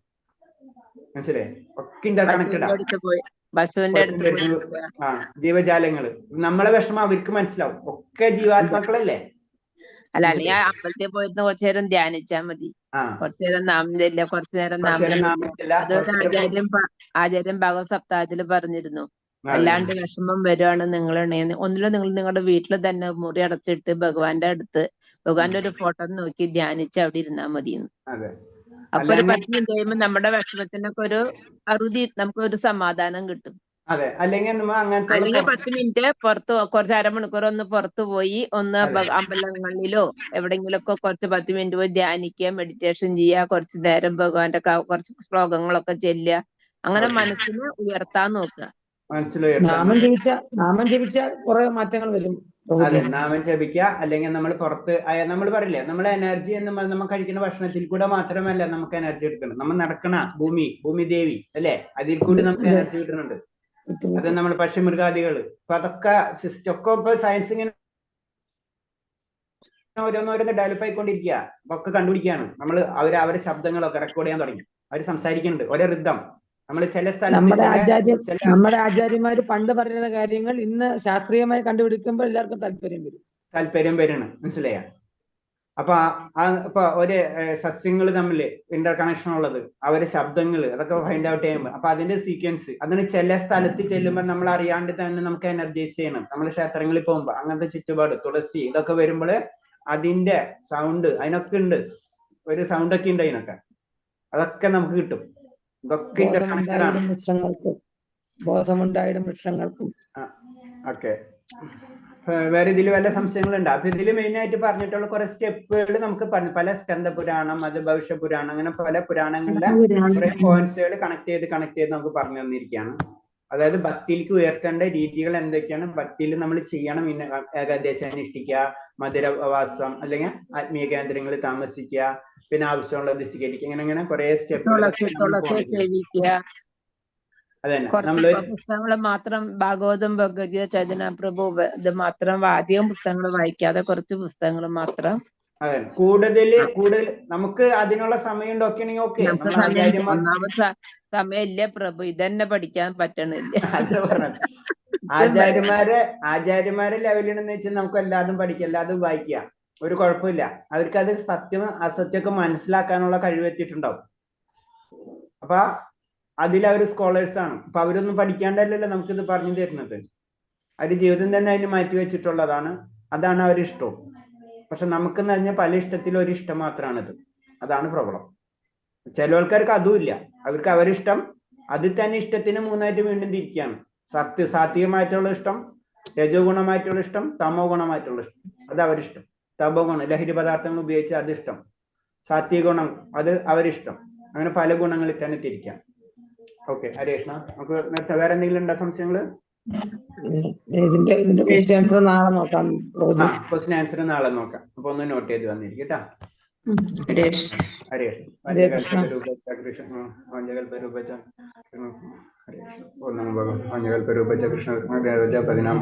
വൈഷ്ണവേഭ്യോ നമോ നമഃ. എല്ലാവർക്കും ഹരേ കൃഷ്ണ.